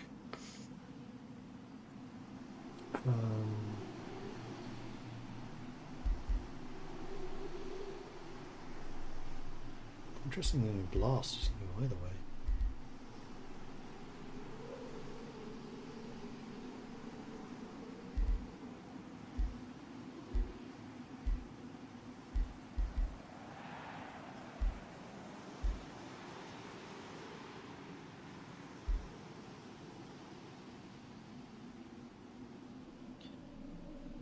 It's base attacks. Extra damage against targets with electrified, burning, frozen, stunned, or slowed, but not wet. So I'm thinking chaining evocation just works better. That one also did wet, then it'd be a bit more of a question mark.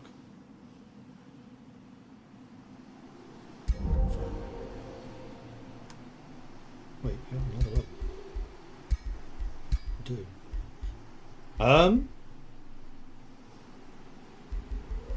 I mean, at the moment you're not an army leader, but you will be in the future, but then I think we get that at that point.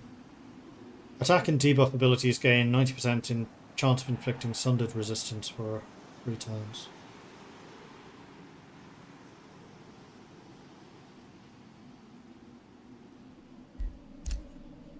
Okay. Right, so you are still running southwards. Ruler leveled up, but we did that already. No, we didn't. So while army leader, extra hit points and status resistances, which is nice. We could also have you bolter the resistance you're using. Restore, which then gives +3 strengthened.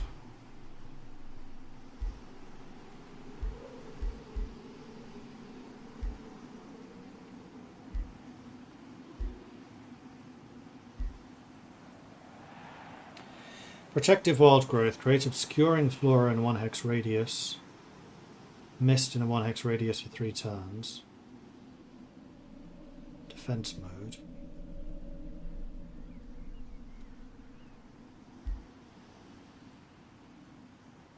Sharp flora in a 1 hex radius. Enemy units in the area of effect. Only enemy units suffer physical damage and have a chance of bleeding. But I think you are going to go for the extra hit points and status resistances. Well, if they reincarnate, which I could get this and then next turn.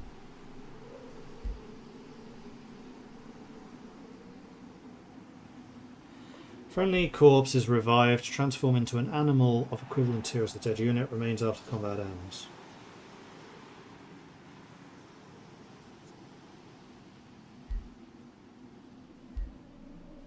That's not resurrect, though.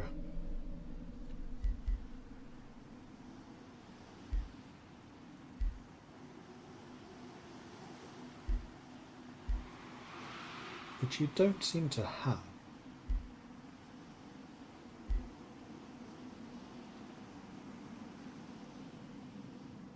Right, because you're a ritualist, not a battle saint. Battle saints have resurrect.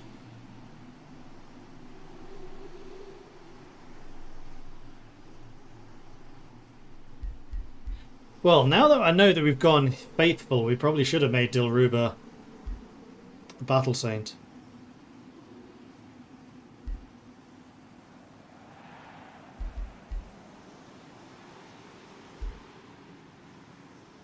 Rather than a ritualist.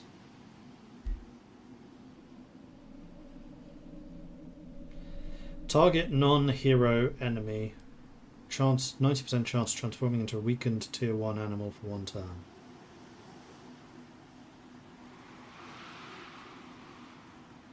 And if you kill them in that state, are they just dead?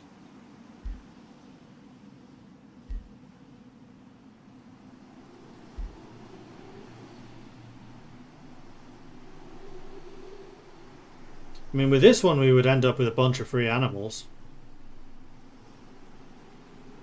Which I think I prefer to polymorph. I'm not hugely overwhelmed by any of these spells, though. It's Grace. When the unit is damaged, heal for 10 temporary hit points, remove 1 stack of Grace.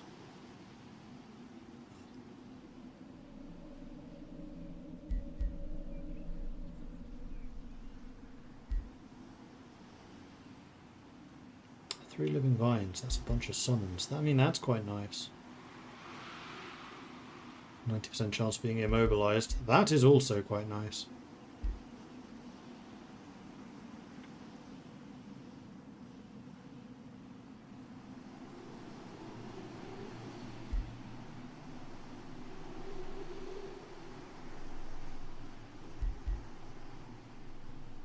My problem with all of this obscuring stuff is I don't know whether that affects our ability to shoot out of it. Like if it was obscuring flora in the hex that you're in, okay. Because then it doesn't. But if it's around you, I'm fairly sure it does obscure your ranged attacks. In which case that sounds terrible.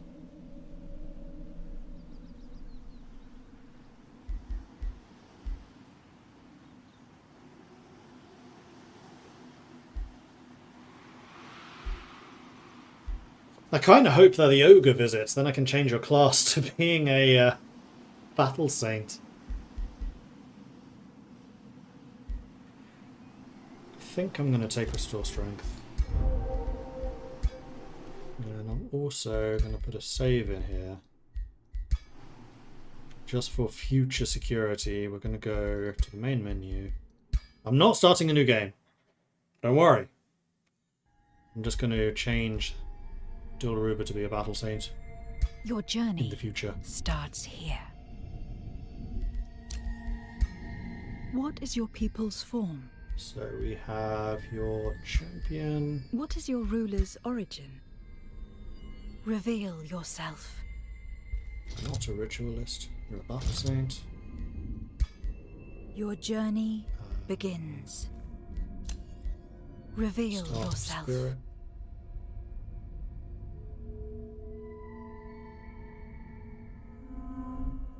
Yeah, I think Staff of Spirit still makes the most sense for you. And then the next thing I wanted to do was... begins.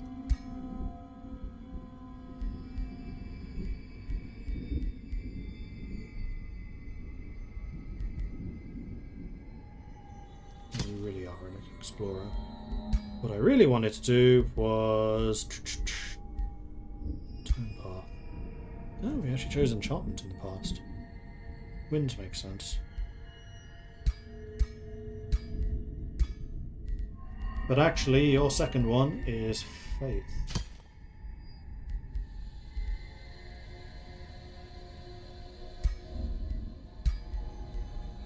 Your journey starts here.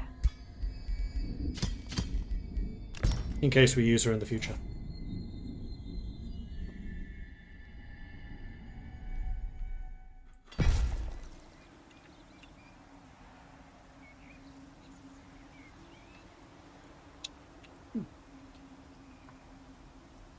I think I might put a dash of sugar in there. I got a different tea than I usually get. This one's a lot stronger. It's like a real black tea.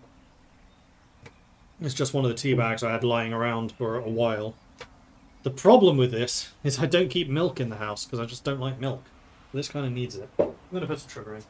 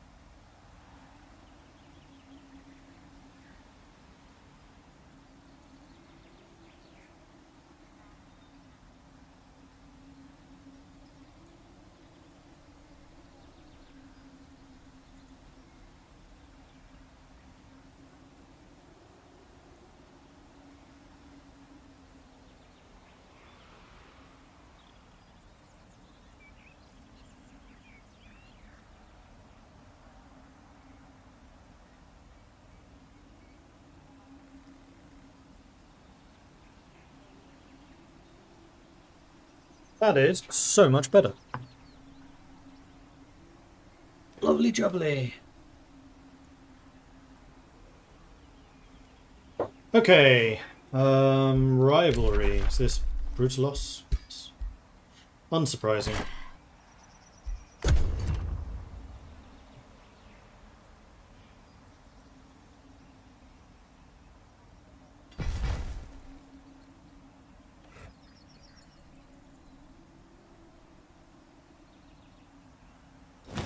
Just realised how fast your city's been growing. You have a level 14 with turn 18 in. That means virtually every turn you've grown. That is insane. Okay, so we have our outpost. We want to turn this into a city for the Desert Dwarves. There it goes. And then we're just going to immediately lift it up and move it somewhere else.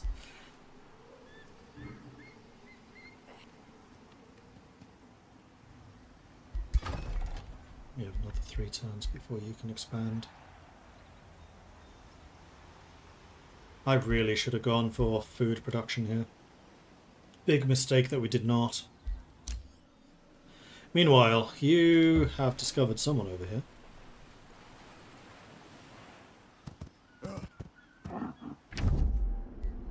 Another ruler in the realm. How many more can this realm take? Let us just agree to stay out of each other's way. It's the mountain dwarves, Bok and Thuldar. Doesn't like me very much either. Threat level vigilant. Right, because he's an isolationist. That's fair. And there's Terracron. 9 population, that's far more reasonable. Still, that's 1 population every 2 turns. How are these cities all so massive?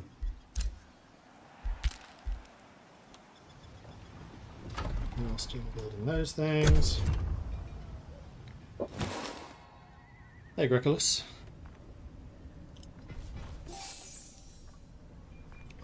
With the extra sugar, this tea is actually really nice. I just needed something to get rid of that bitterness.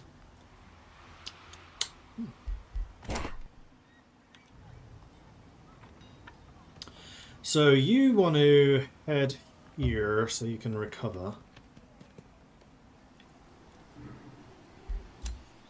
You, meanwhile, are going to go around the edge of Terracron because I want to take a look around. Not that I can see very much of it.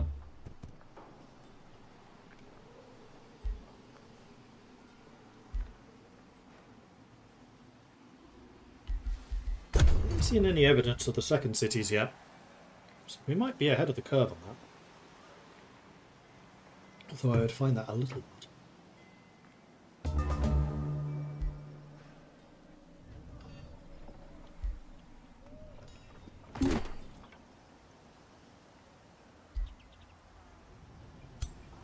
Okay, so we've got another scout, which we're going to want to send storming off up here. And we're building another scout after this. Dilruba, you want to just chill here for a turn.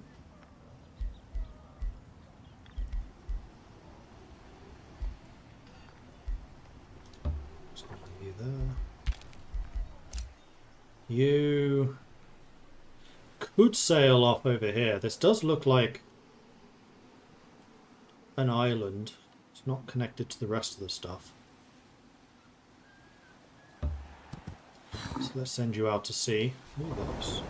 Oh, that's Barkham. The mountain dwarves have a navy, which does actually make sense. Is that a gun? No, it's a crossbow. From that, it looked like a gun. We have a spell ready to cast. We can do scavenger bags, which we want to do. This is eating through our mana, so we definitely want to do something about mana restoration soon. What the hell is that?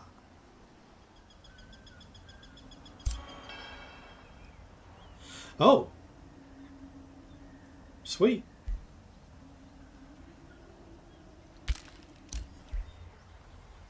Oh, I see. It's on a timer. So in 7 turns to get Essence of Gold, then after that it's probably going to have a timer to deplete or something like that.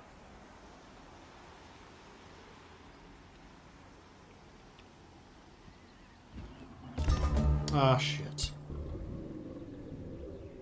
They've woken up. That's a 630 combat strength. However, I think that's... Are you going to attack me with a tier 5? I really hope you're not about to attack me with a tier 5. Let's go and sit in the city just in case. Because that would be more than a little bit problematic if that is in fact the case. You're building something right there. Meanwhile, we've got Harris Altamira, which we definitely want to rename. Although I have a feeling that's actually a name that we came up with. Is it?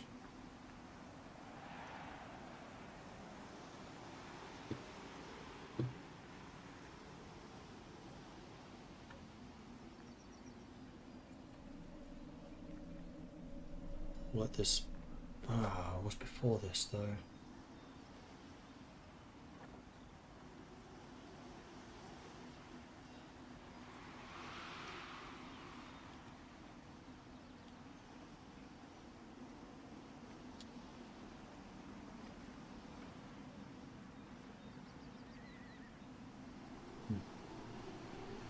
I feel like Harris Altamira is one that we created previously.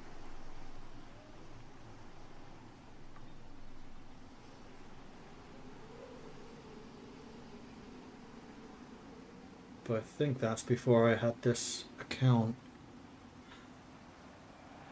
I think the Harris... Hang on. I'm an idiot. Of course there's a way I can check this. I made a list of all the city names, didn't I? Duh.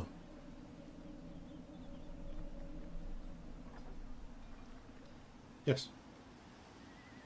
No note of what it is. It's just that it exists. Okay, so Harris Altamira is one that we actually did do. But you need to pack up. Of course we're moving you. Oh, we get to move you this time. Yes.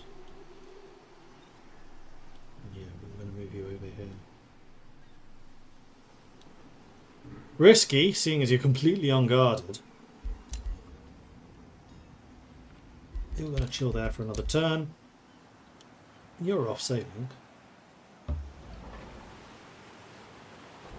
Pirate Cove. There's a watchtower. Let's land on the watchtower.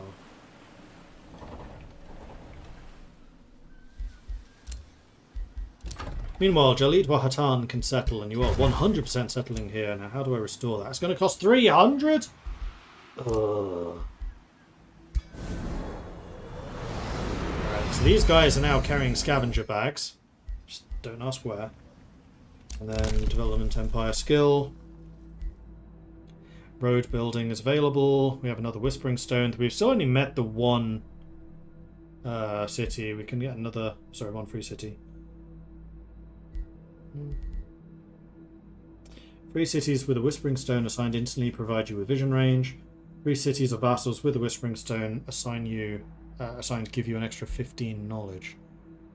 That's a fair old chunk, but the one that I really want is Soil Tenders for that extra farming.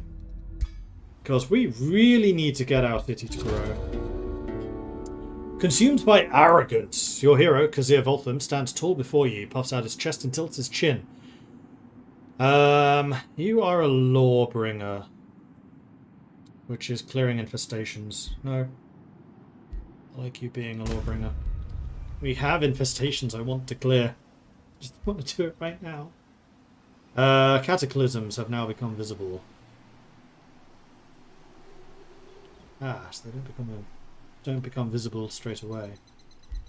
There's one. Quite a big one. Right next to Moriklim. Okay, that should set them back a bit. There's one.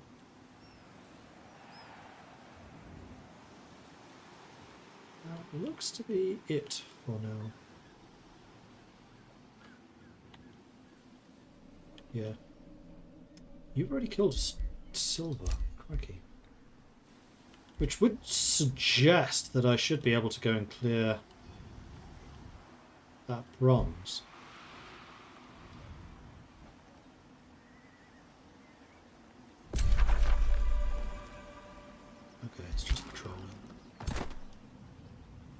Next turn you're fully healed. 3 turns, and then you get another soldier. Maybe I'll go with the archer.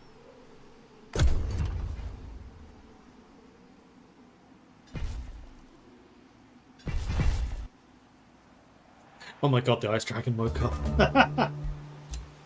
Yeah.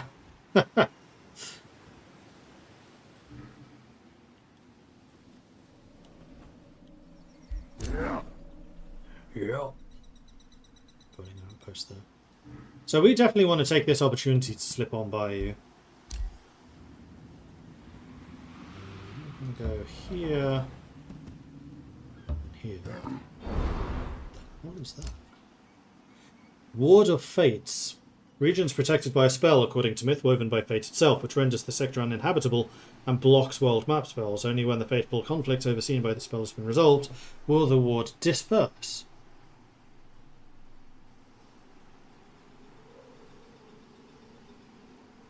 Oh, I see, because it's protecting this. Oh, this must be one of the fracture locations. Let's go take a look. Cool. Right, you are now a full-strength unit. You are still waiting another 2 turns for another Wind Warrior.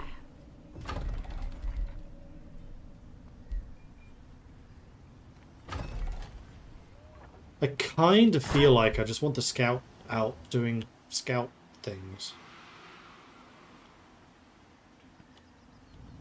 But we could also try to clear this out.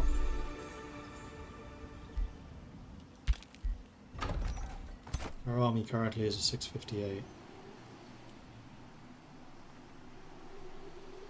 I think we go try to clear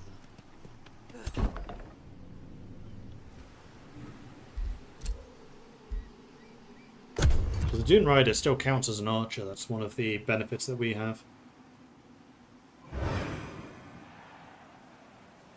He's not purely a scout.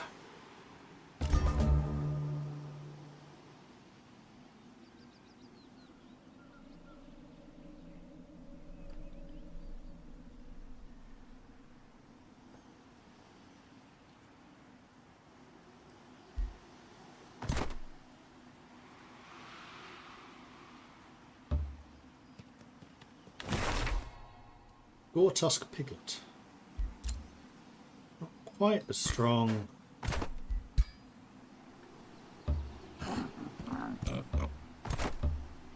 Next turn, we go there. Now I feel a lot more confident actually about attacking that. Although we actually get the Wind Warrior next turn as well. Alright, you're going to continue sailing across. Of course, Brutalos is there with a force. He could easily backstab me right now, which would do a considerable amount of damage.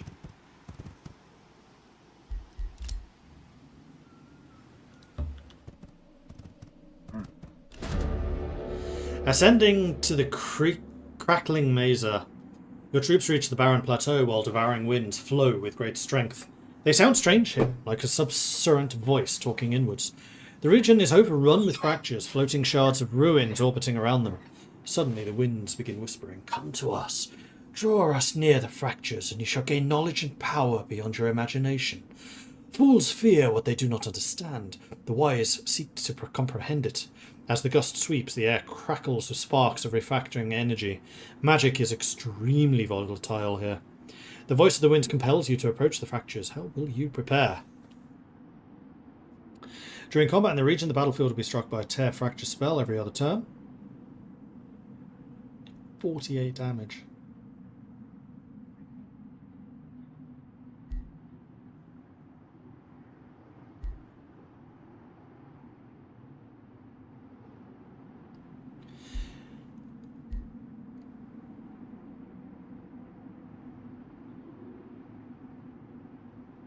I mean, neither. I'm just here looking around. So those are the things that we would need to visit, these 3.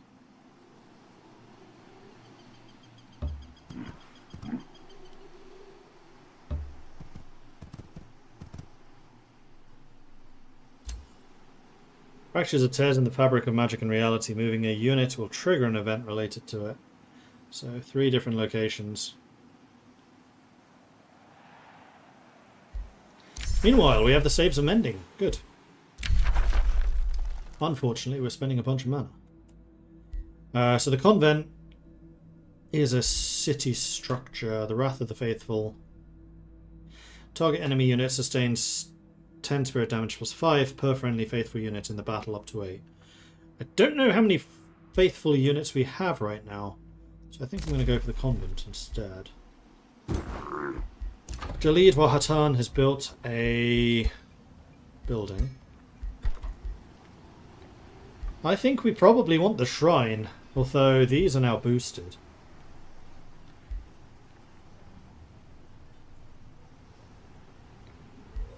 Let's get the shrine so we can overcome that mana penalty. Why am I spending 23 on mana upkeep?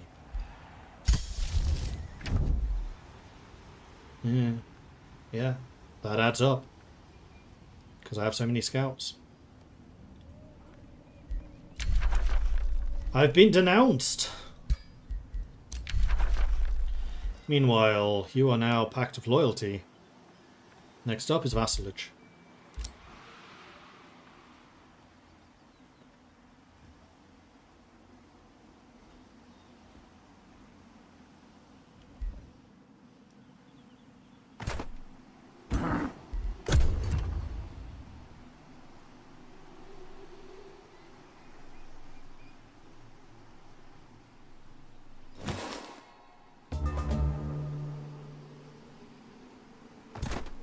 Alright, let's go in. For whatever unnatural reason, the endless waters of this hidden wellspring that used to flow from the Fey realm have dried up, causing cascading disruptions to the magical harmony it once sustained. The drought has turned fertile fields of green into arid wastelands where all things wither except for chaos and turmoil. Counts as a farm, +1 to city stability per province with Sandra Astral Barons in the city domain. Adds Grimbreak Crow unit to the Rally of Lieges, unlocks Restore action, which turns the Ancient Wanderer into a hidden wellspring.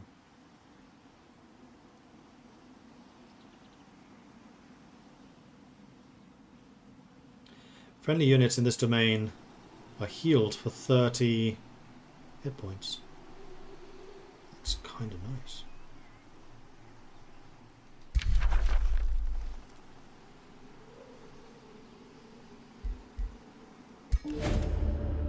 Dried up disarray. You arrive at the elemental wastes, expecting to quench your thirst. Instead, you are met by hostile ice spiders rampaging around. An elemental imbalance has dried up the hidden wellspring that is normally lush with life. On the barren lake bed, various elementals lash out against any interlopers. It is a primordial battle to decide what elements will persevere and take over the elemental waste.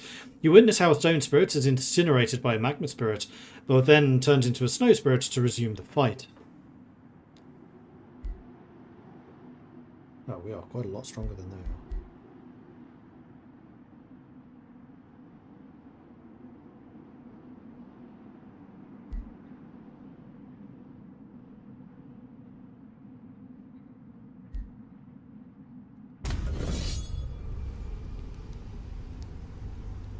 First time each defending elemental unit falls below 50% hit points, teleports 3 hexes away, transforms into a random other tier 1 elemental and is healed. Okay. But they're all tier 1 with the exception of the ice spider. Noted!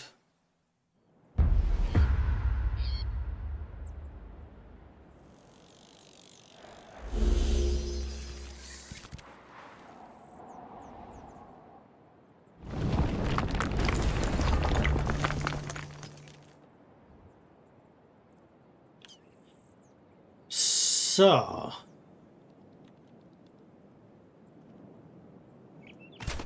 we actually have a bunch of frontliners this time around.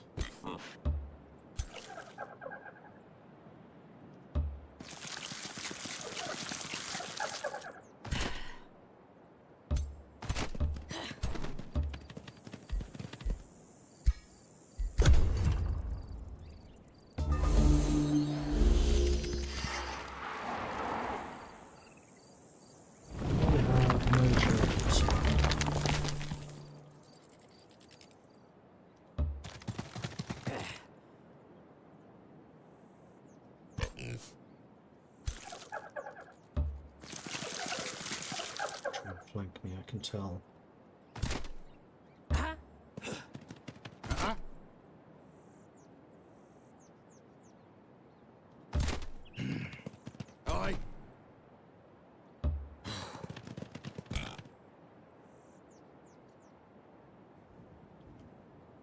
Say that this side is the weaker. Let's put you there. Gives you some space to charge up your attacks. And then I guess we start blasting.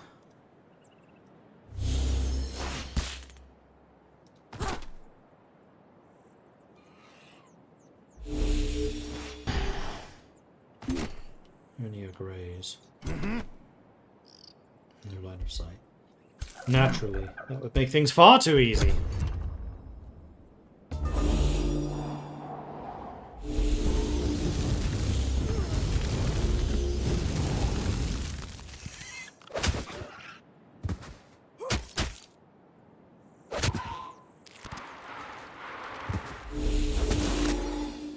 Oh.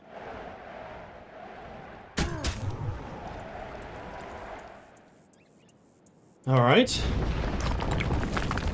Well, you, first of all, are going to let you attack him.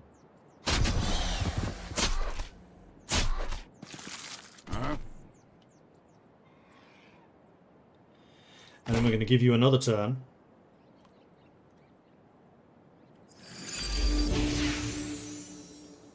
You are then going to move up here. Start attacking them.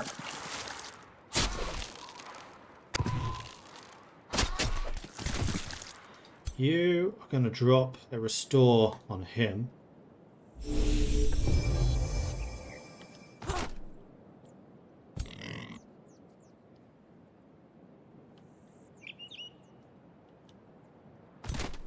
You can zap this guy.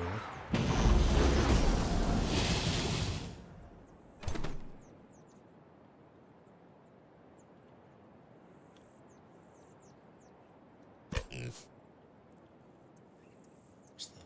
No foliage.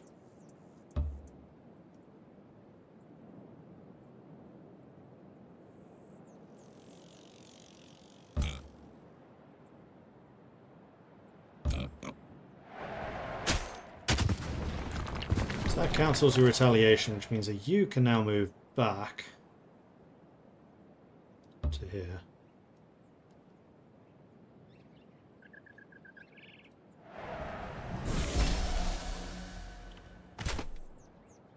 Now ranged.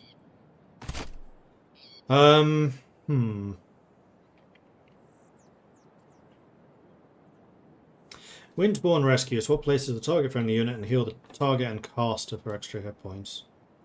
That would then leave you with one additional move, but I think what I probably want to do...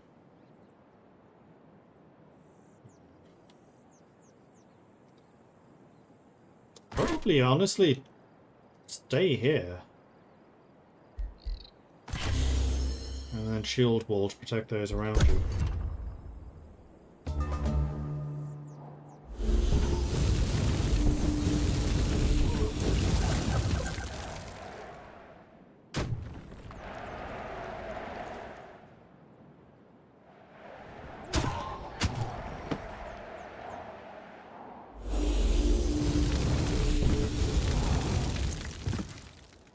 Alright, so first things first, you're going to charge into them and kill them. You will get an attack of opportunity, but I don't care.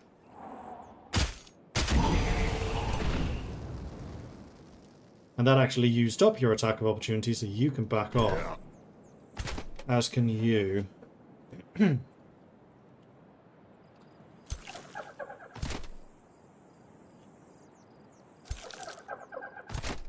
Start you doing some damage.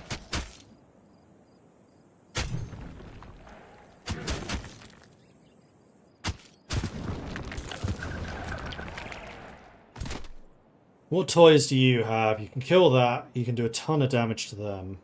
I mean, you're up against my close combat guys, so I think hurting you is the more important. Blinded, that's good. So now these guys can both just back off and start blasting.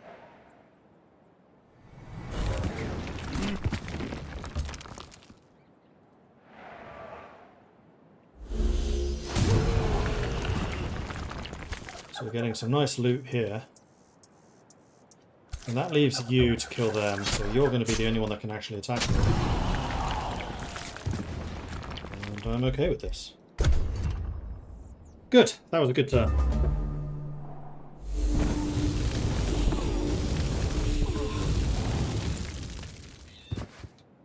This is a nice desert combat set piece. It is, isn't it?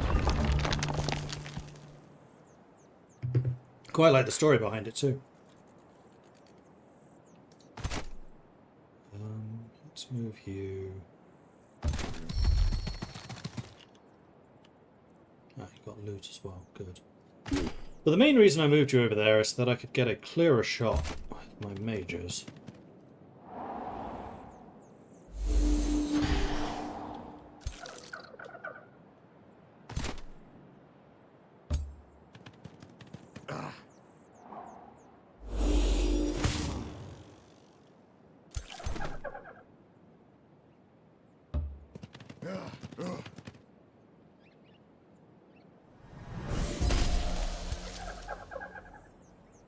Charger now.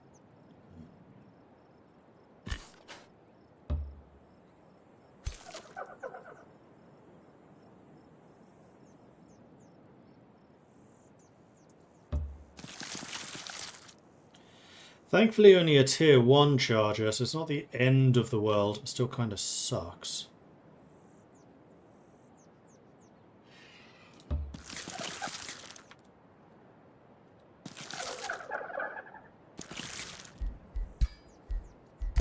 We do still have loot back here, I know. I thought you'd go for the king. The queen, that makes sense.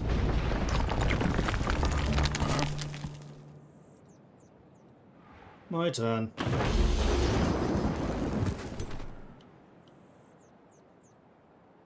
Oh, I could do a recovery on you, which moves you nicely out of the way.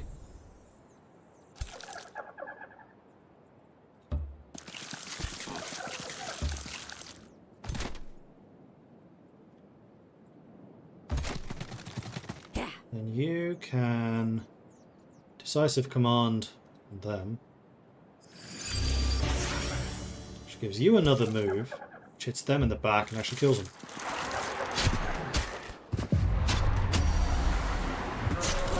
Beautiful. No losses. Dried up disarray, the aftermath. You have overcome the elemental imbalance caused by the drought of the elemental wastes. The hostile elementals were warped, twisted, and driven mad by the magical disruption that the dried welled-up sprung wrought. Now that their physical manifestations are shattered, the dry lake bed is covered in mana crystals, which your warriors dutifully collect. By restoring balance to the elemental wastes, it now has a chance to heal. Some elemental remains can be repurposed for boons. So I can get a Tide Spirit, I can get a Magma Spirit to fuel the forges, fertilize the fields. We can get production or Imperium. I think we want the Tide Spirit to fertilize the fields. We need that population growth. And then we can immediately use that to build another farm. That's much better. Although maybe I should have got this so I could then connect the elemental wastes the turn after. That probably would have been smarter. This is also still on a river. Actually, I won't be able to reach that far. 1, 2, 3 provinces away. Not without levelling up. So after this, we would need to do this. So I think getting the stonemason, then that makes more sense. So that's 9, 11, no, 14 turns away. It's going to take a while. Are you awake? No. Also, where exactly over here do we want to land?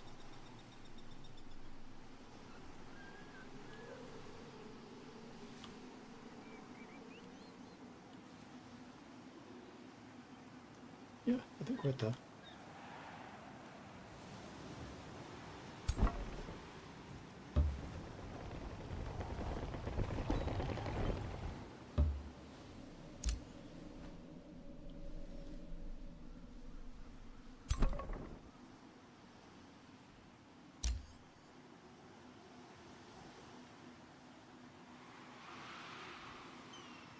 Alternatively, we could establish the settlement here.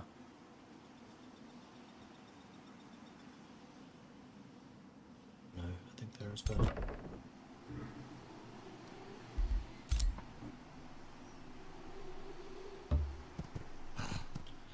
You're going to continue going around Moraclim.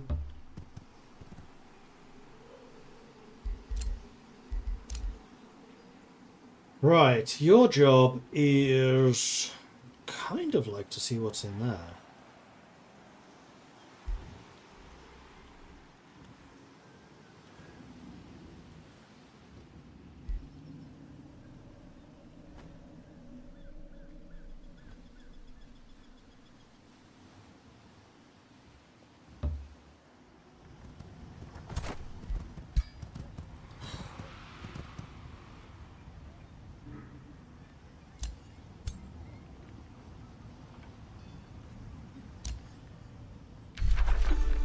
I wonder if the Mausoleum of Mages is worth going after next. Well, no, we need to heal up first.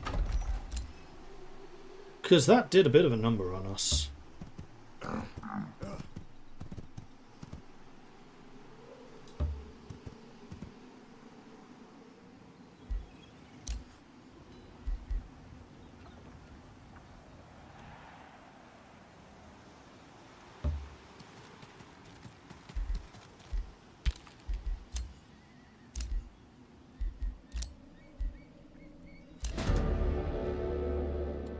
Oathwarden Holly Windcleave of the free city of Bloombud meets you with the weapon raised. A curse on this day when you set foot on our lands, Dilruba. The Oathwarden spits out, I hereby swear I will destroy you and the desert dwarves. Holly slices the palm of her hand and lets blood drip onto the soil. The small honour bound, denounce all that you stand for, so-called queen.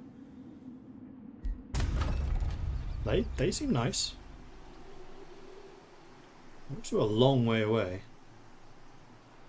And someone is trying to get... Someone's made peace with them, so I think they do declare war on just anyone. They're also kind of evil.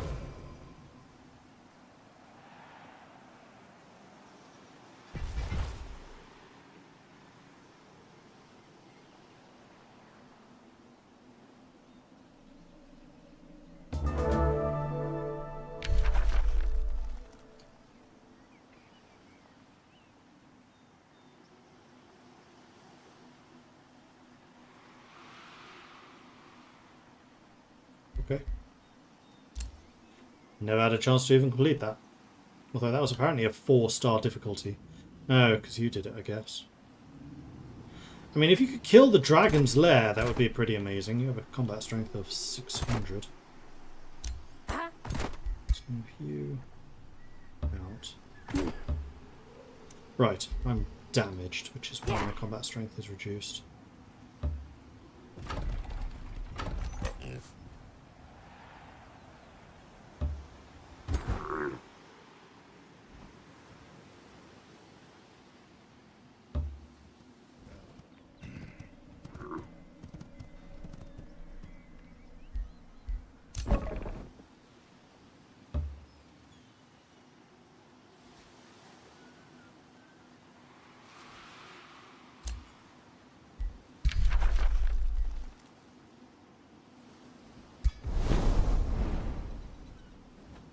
City.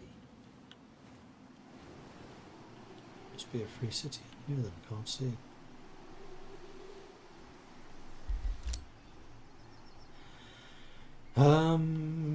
Right, so Bloombud's up there. Except I want to keep going around Moraclim to see just how massive the city really is. And yeah, it's pretty massive, although they are definitely going to have problems with this.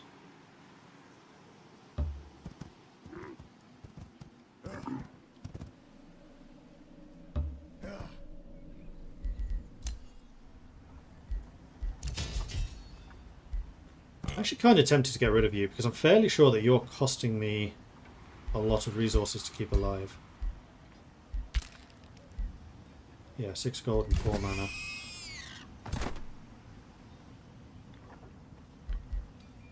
We'll leave you here for another turn to rest.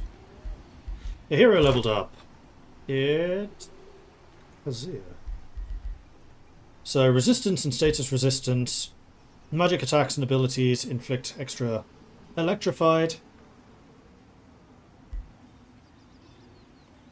Or we have Elemental Gateway, which is basically a get out of jail free card.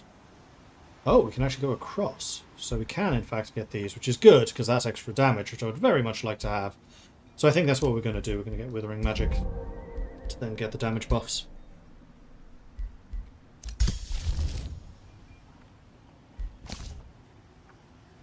I could get Staves of Mending, which will cost another 2 mana. But it gives my support unit another heal, which I kind of like the idea of. We have another development skill available. This is Pacification. Destroying an infestation or conquering a free city gains plus 300 relation to other free cities. Or units and cities gain vision and sensing range. I mean, that one's quite nice.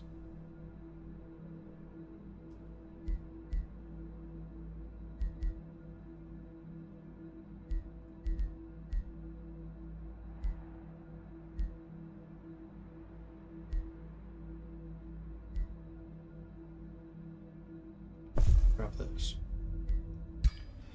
Lets us see a little bit further out. Discovered Mirror Crest. Contrary to the cold magic of the focus crystal, litherite emits a pulsating warmth. Perhaps this is why the ancient giant kings picked up this material for the creation of the litherite creatures. Even though they are fairly common, large clusters of the material itself are rare. When the sun catches the crystal peaks, it truly is a sight to behold.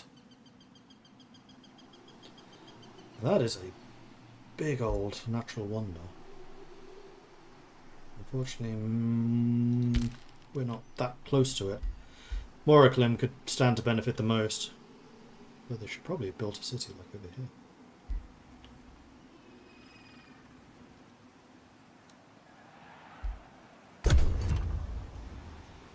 Just see the giant shadow. I was like, how big is this dragon? Yeah, it's kind of big.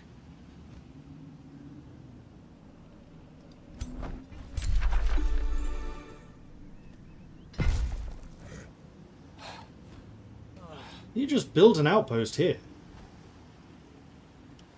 Oh, that's taking the piss.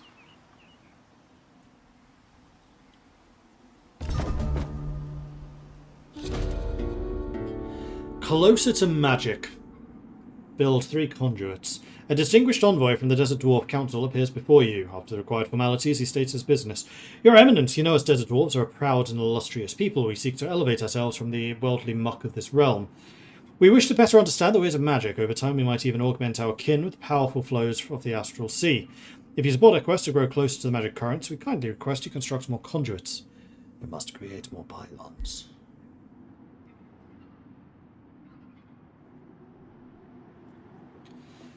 I can decline this, bearing in mind that 3 conduits is basically the growth of my city thus far. Again. Will there be any Mountain Blade? No, Kalinas. As I said on Discord, it's still in beta. It's not actually available yet, the update that I wanted to play.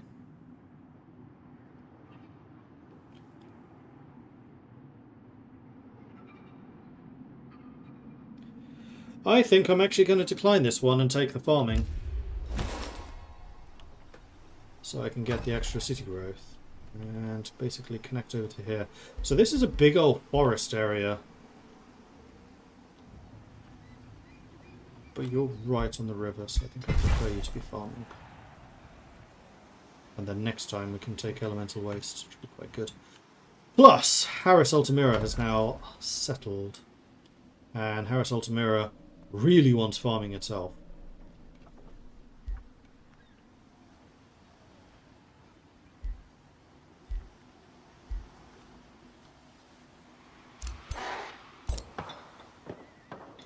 Iron, which is production, so that should really be a quarry location.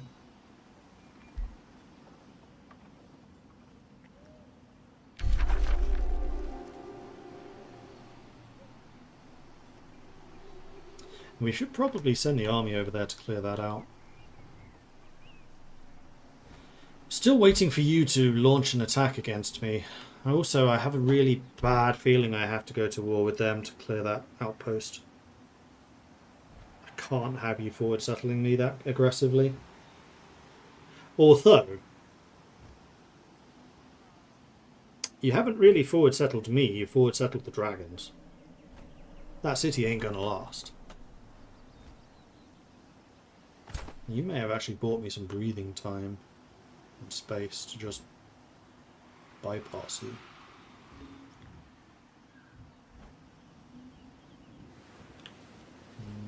It's probably quicker to go this way. So that is what I will do.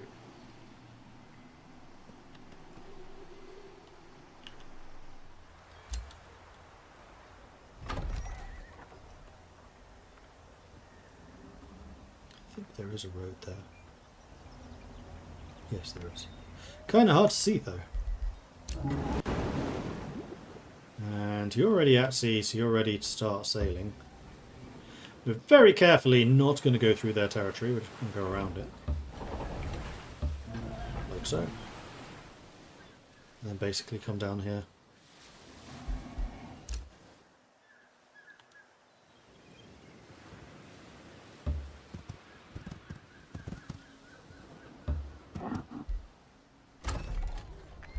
Meanwhile, in Harris Altamira, we can put Khazir in charge. And you can start producing some stuff for me, so we can get the salvage shop first of all. Do I want you producing units? I have a lot of money, so yes. Yes, I do. And you can also annex your first province, which I have not done yet. Should probably have gone for the farm. Never mind. Chart.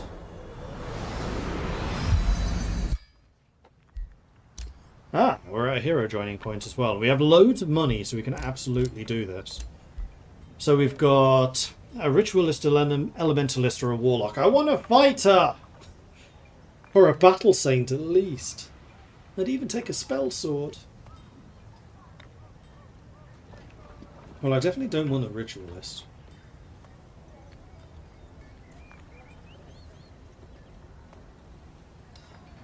Two arcane governors and a troll kid.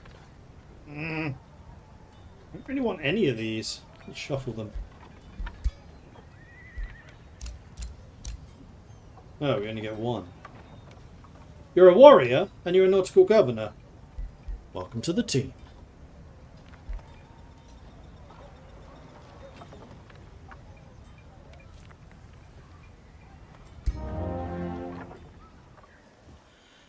Alright, so, who are you?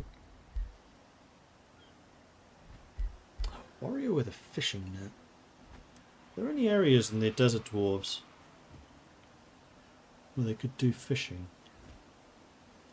Oops. Let me scroll. Yeah.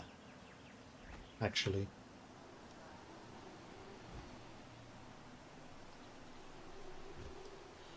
The Desert Fisher King, or Queen.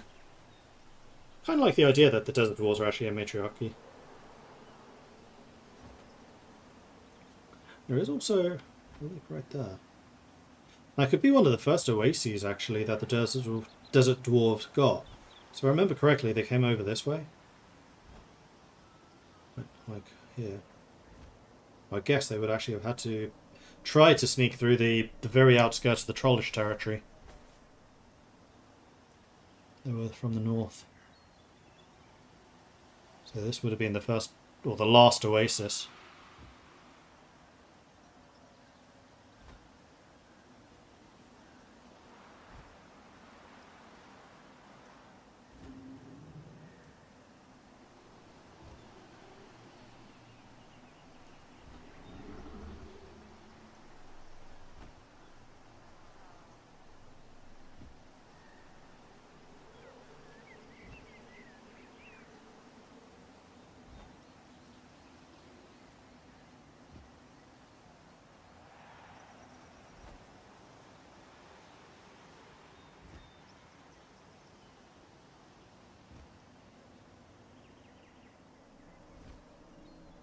Yeah, that is the only water source until you get down here. I mean, there are scattered, smaller than this map shows, oases throughout this area. But in terms of bodies of water where there might be fishing, it's basically those two. D15 and then the northern one. Which is why the map that we're currently on being so watery. This is just islands. I could have sworn I did not choose an island map. I think we chose coastal. I wasn't expecting it to be this much water though.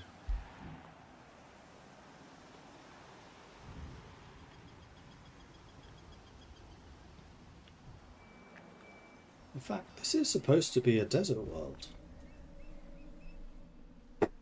So what happened with the world gem? Single connected landmass next to a small sea.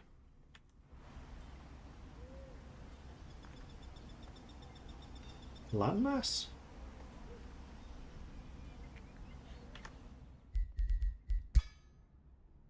Highlands. Highlands and mountains. Yes, that one I can see. There are definitely a lot of mountains and highlands here. Fair enough. Explorative underground, so no cities there, but you can explore. Barren and fractured. Handcrafted regions containing sand and astral barrens are common. Ruined ancient wonders such as withered trees are more common. I haven't seen any sand or astral barrens. I've seen ashlands.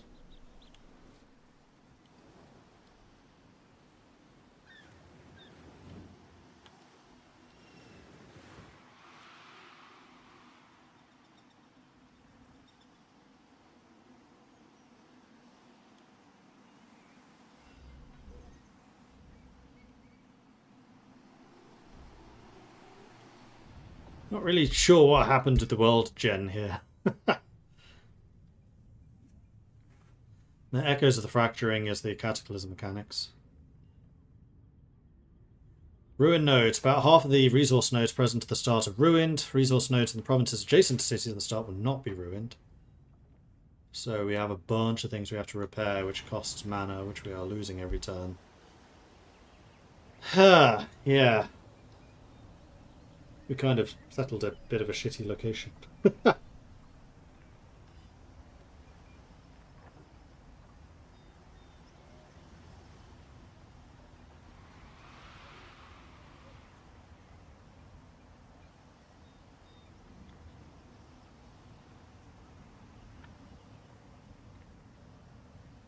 anyway, I think I might actually call this stream here. I am really feeling my energy levels just flagging really, really badly. So I think I'm going to take a break for the rest of the weekend. I kind of need it. I spent most of Easter weekend working. So this is the first opportunity to have a break I've had. So I'm going to call this one. So thanks everyone for watching. Hope you've enjoyed this. If you have, hit that follow button to get notifications when I'm live again in the future. If you've really enjoyed this and you want to support the channel, then please do consider subscribing. Helps the channel out, lets me do more of this kind of content. You can, of course, check out the Patreon at patreon.com/MordredViking. If you're watching on YouTube, we do have Twitch at twitch.tv/MordredViking. Likewise, if you're on Twitch, we do have YouTube at youtube.com/MordredViking. And there are discussions about this going on the Discord. You can find the details for that in chat, or if you're on the UpTubs, it's in the description. I do hope you come join us. In the meantime, that's it for me for today. I'll be back again next weekend, where, as I mentioned yesterday, don't know whether I should be announcing this yet or not, but I'm going to do it anyway. I will be streaming the Peace in Our Time new content country pack for Hearts of Iron next weekend with the developers who made that country pack. That's going to be on the Paradox channel, so I will post all of that on my Discord as well to be like, hey, it's Saturday, but I'm streaming on Paradox. But that should be fun. I'm looking forward to that one. I've enjoyed the bits that I have seen of Czechoslovakia already so far, so I hope you'll come join me for that one. That probably won't be a whole day stream, so for the rest of it, I'll find something else. Maybe we'll continue CK, seeing as we just declared independence. And then Sunday is going to be streams as usual. Right, well, that's it for me. Thanks everyone for watching, and I'll see you next time. Until then.